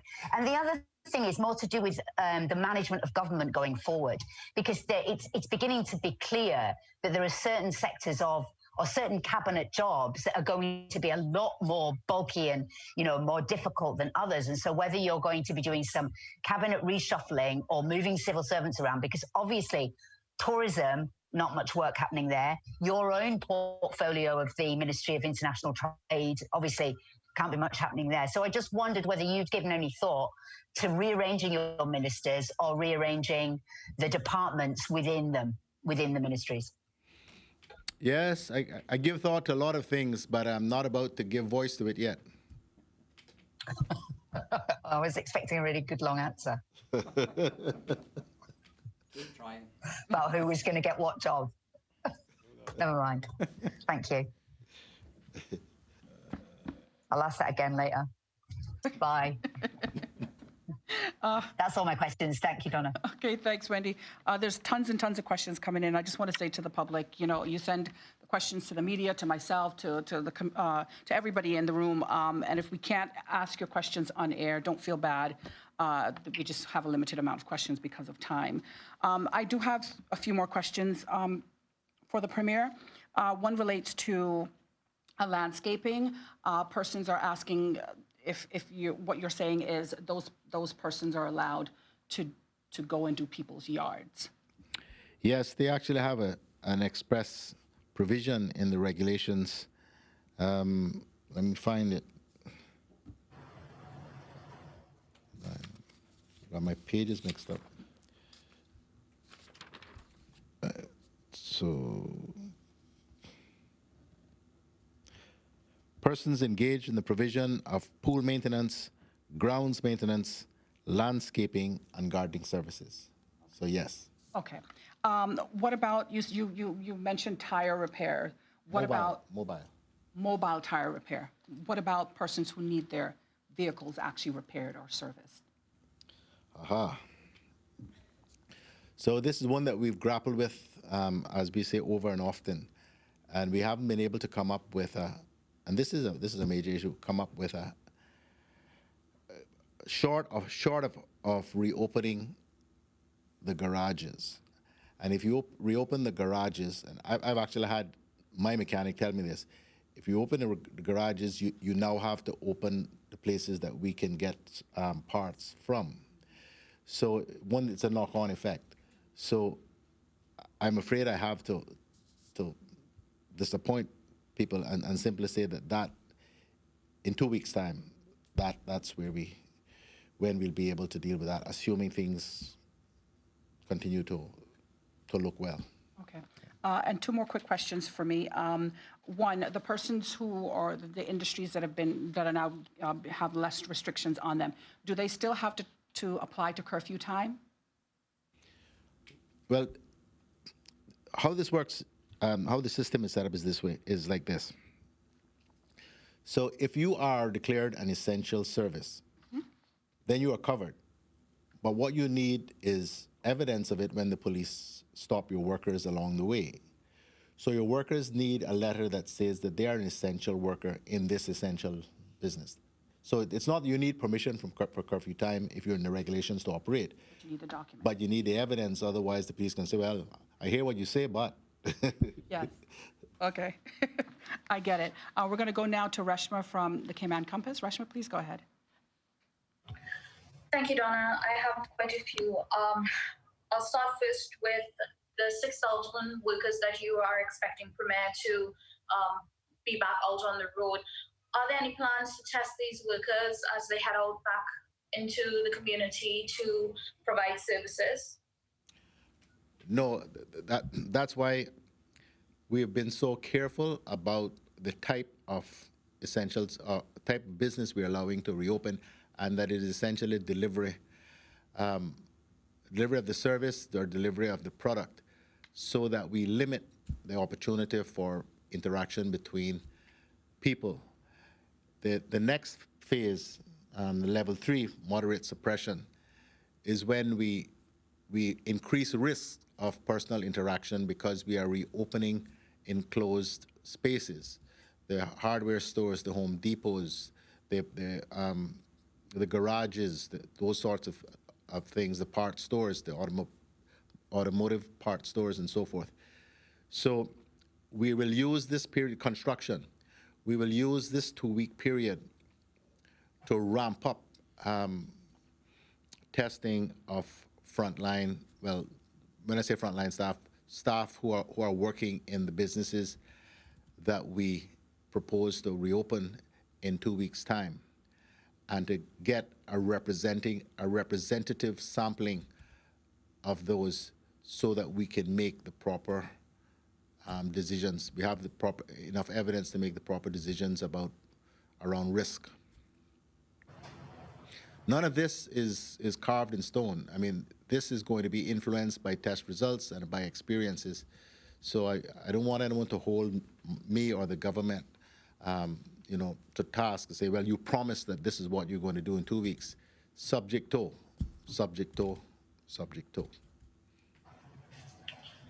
Okay, fair enough. I've had a lot of questions come in asking what does the other phases look like? How much are you prepared to share with us at this point? I know you just talked about phase 3, but what would phase 2 look like? What would phase 1 look like? And at what point can we get the beaches open and people going back out to fish? Right, so I've dealt with that already, but I'll repeat it. I expect that all things being equal, that would be the next phase. People being able to go back to fish, be able to go to the beaches. For Grand Cayman, Cayman Brac and Little Cayman, very early next week, we hope. Okay, fair enough. Now, at the last briefing, I asked you about the disconnections and the situation with the CUC and the other utility providers. Have you been able to get any clarification on the process going forward when it comes to disconnections? Well, CUC themselves have put out a flyer, which I've just seen, in which they've said that essentially that they're honoring their undertaking not to disconnect for 3 months. So I haven't had any indications that any of the agencies have indicated anything other than they are going to be as helpful and as forgiving as they possibly can during this most difficult period. So, I mean, if there are specific instances that indicate otherwise, then please let us know and we'll take it up with them. Okay, thank you. Minister Seymour, this question is for you. You shared that we have sent 5,000 kids to St. Lucia and they've gifted us something in return. It wasn't clear what you said we have gotten in return. Can you just clarify that, please? Yes, it's a very funny word. I'll actually spell it for you. Pipette, or pipettes. Pipettes. It's like a little straw. Depends on if you're French or Spanish. P-I-P-E-T-T-E, as I've been instructed by Dr. Lee. And it's a little plastic apparatus that's necessary to use within the testing. But it's very, very necessary, and it's in great demand and hard to get. Okay, great, thank you. I just wanted to get that word in. And building on that in particular, Premier, can you say if the government has entered into any other agreements with our regional partners for the sale of test kits? And if we have, can you share with us those countries and quantities? Yeah, actually, I think Dr. Lee has a better handle on which ones are going ahead now than me, but we've had many requests, but Bahamas for certain, obviously Bermuda, St. Lucia, and Barbados was the first one that we did. So I think there are some other requests floating around, but I'm not sure where they're at. Okay, no problem. My final question, and this isn't a particular issue with reference to the labor law and the situation that was brought to our attention at the Compass, and I'd like you to speak to it. Now, we've heard that there are some employers who are planning to take advantage in some way of the 2 months leeway that they're getting with the severance pay. For example, we've been told that employers are looking at bringing on workers 1 week before the severance pay holiday, for want of a better description, ends, with the plan of allowing them to work through that period, cross the threshold, and then once again lay them off so that they avoid paying severance pay. Can you speak to that and the legal implications of doing something like that? Well, I'm not a lawyer anymore, you know, so I'm not sure I'm going to. I haven't practiced in 20 years. I'm not sure I'm going to venture there, but if that is the case, what I would advise is that they should, the employee or employees who feel they are being taken advantage of should file an appropriate report with the Department of Labor and Pensions so they can be properly investigated. Okay, thank you very much. Okay, thank you very much, Reshma. We're going to go now to Shanda from Radio Cayman. Thank you, Donna. This question is actually to His Excellency, Governor Martin Wilburn. I'll start with you first. We received a concern or complaint from one of our listeners about the lack of social distancing on a recent British Airways outgoing flight. I don't know if you could speak to this one, but there were about 210 people on the flight and no social distancing being practiced. Is that being addressed, or can you give us some insight into how officials there or how you guys are proceeding with addressing social distancing procedures during this time, during the repatriation of the flights? Can I just ask which flight you're referring to, Shanda? The last Okay. flight, the one that just left Yes, this week? Okay, it doesn't specifically say which BA outgoing flight. It just said recent BA outgoing flight. So not exactly sure what that is. Again, is a concern or complaint from one of our listeners. Well, I'm afraid I don't have any information on that, but I will find out. But if it's an outgoing flight, it's obviously a matter for British Airways, and then it's an issue for the UK when those passengers arrive. So I don't see that carries any risk for people in Cayman. So I don't quite know why people here would be concerned about that. Okay, thank you for that one. My question now goes to Police Commissioner. Is he still around? He sure is. Just a moment, Shanda. Okay, so again, this question is from one of our many listeners, and we thank them all for submitting questions and concerns. Mr. Derek Byrne, is it okay to sit on the pool deck or anywhere around the Strata Pool area once people are maintaining social distancing? Some officers have advised it's okay, and others have said no. Are you able to make a clarification on this? Okay, so you must be a resident of the Strata itself. You cannot invite any person in.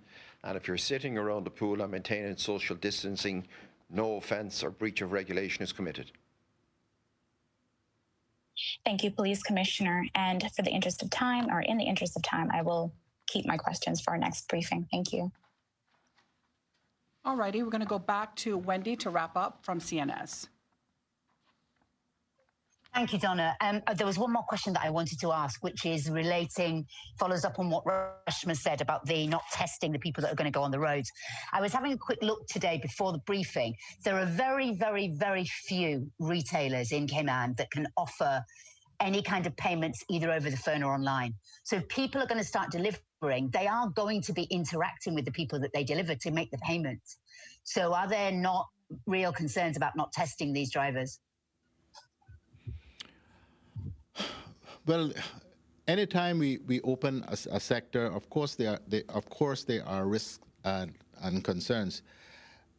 But the view is, and we've looked at what's being done in other places as well, and we've taken public health view on these things, that there's minimal risk involved in this if things are properly done. I mean, I'll give you an example. I woke up this morning and I looked out on my patio, and there was a case of beer. I said, who in this house ordered a case of beer? It turned out it was one of my sons, and they had arranged for it to be delivered and for payment to have been effected, and we didn't even know when it came and when they picked up the money, so it can work. Yeah, absolutely. I agree with you. Where there are people where you can pay online or you can pay over the phone, but there are loads more where you can't. But you can also leave a check on the counter of the bar or outside your door, or however you arrange for the payment to be made. You don't necessarily have to interact with the person. Is the point I'm trying to make. We're doing the best we can in the circumstances we can, understanding full well that we've been in lockdown for 5 weeks, that there are things that people need, things that people want, and we're trying to minimize the risk, but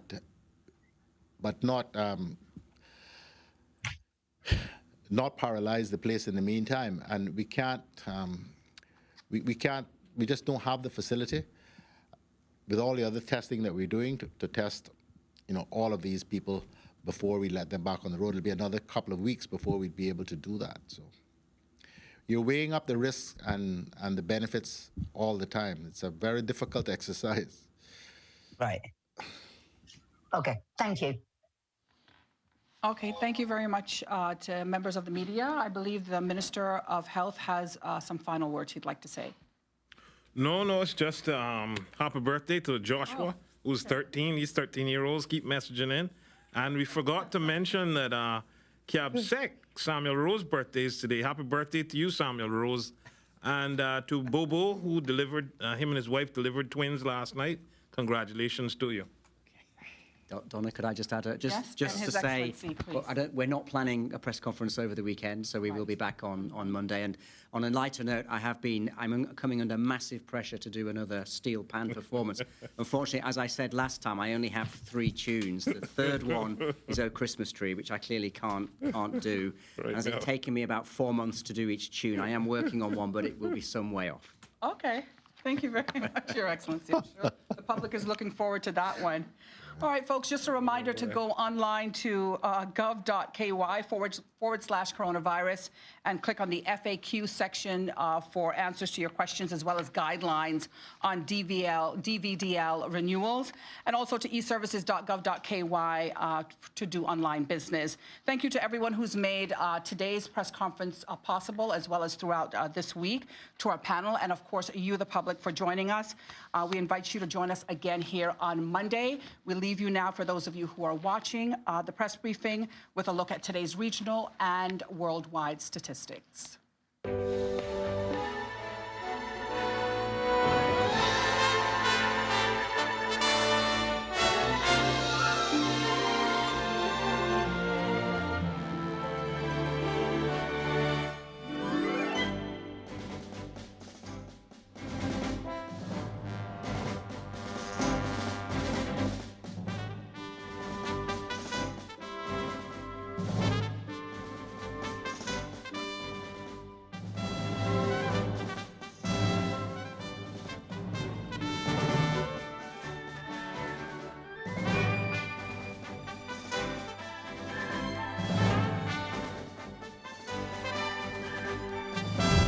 Radio. With the switch of a dial, radio brings you tragedy, comedy, entertainment, information, education, a whole world at your command. Give me some sound over here. Radio Cayman's Super Jam Show. Radio.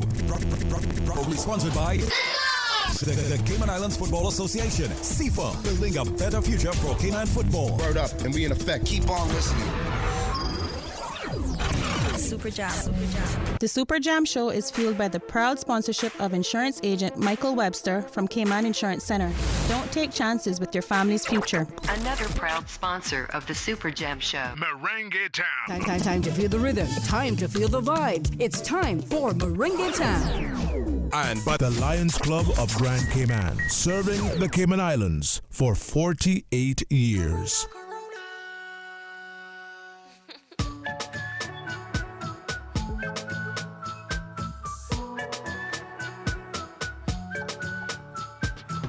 Pandemic, the world in a rage. Don't panic, everybody stay safe. Isolate, don't be out late. No disrespect, stay in your place. Spread love is a better outbreak. Social distance, no handshake. You might end up on Mall Road page. No disrespect, stay in your place. Keep your distance. You don't wanna get those symptoms. There's no prescription. We don't need no more victims. Cause millions been affected. Some alive, some resting. A small world, be connected. Like 2 stops, not a direct trip. Wash your hands. Sanitize up when you touch a doorknob. And please wear your mask, cause a cough gon' clear out the scene like a gunshot. Back up, it's contagious. The line outside outrageous. But I stay patient, sipping on K-brew. The world got corona by the cases. Pandemic, the world in a rage. Don't panic, everybody stay safe. Isolate, don't be out late. No disrespect, stay in your place. Spread love is a better outbreak. Social distance, no handshake. Cause you might end up on Mall Road page. No disrespect, but stay in your place.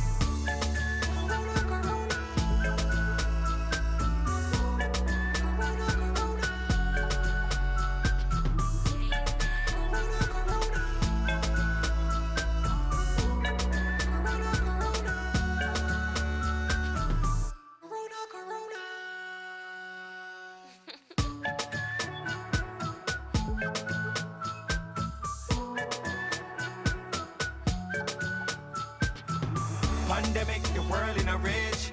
Don't panic, everybody stay safe. Isolate, don't be out late. No disrespect, stay in your place. Spread love is a better outbreak. Social distance, no handshake. You might end up on Mall Road page. No disrespect, stay in your place. Keep your distance. You don't wanna get those symptoms. There's no prescription. We don't need no more victims. Cause millions been affected. Some alive, some resting. A small world, be connected. Like two stops, not a direct trip. Wash your hands. Sanitize up when you touch a doorknob. And please wear your mask, cause a cough gon' clear out the scene like a gunshot. Back up, it's contagious. The line outside outrageous. But I stay patient, sipping on K-brew. The world got corona by the cases. Pandemic, the world in a rage. Don't panic, everybody stay safe. Isolate, don't be out late. No disrespect, stay in your place. Spread love is a better outbreak. Social distance, no handshake. Cause you might end up on Mall Road page. No disrespect, but stay in your place.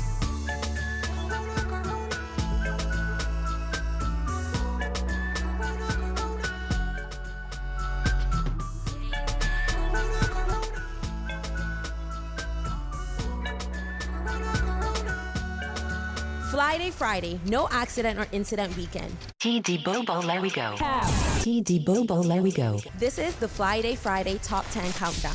It's a Friday, I'm about to go off. Super Jam. Countdown. Super Jam. Please don't be countdown. It's ready. All done. The countdown. The countdown.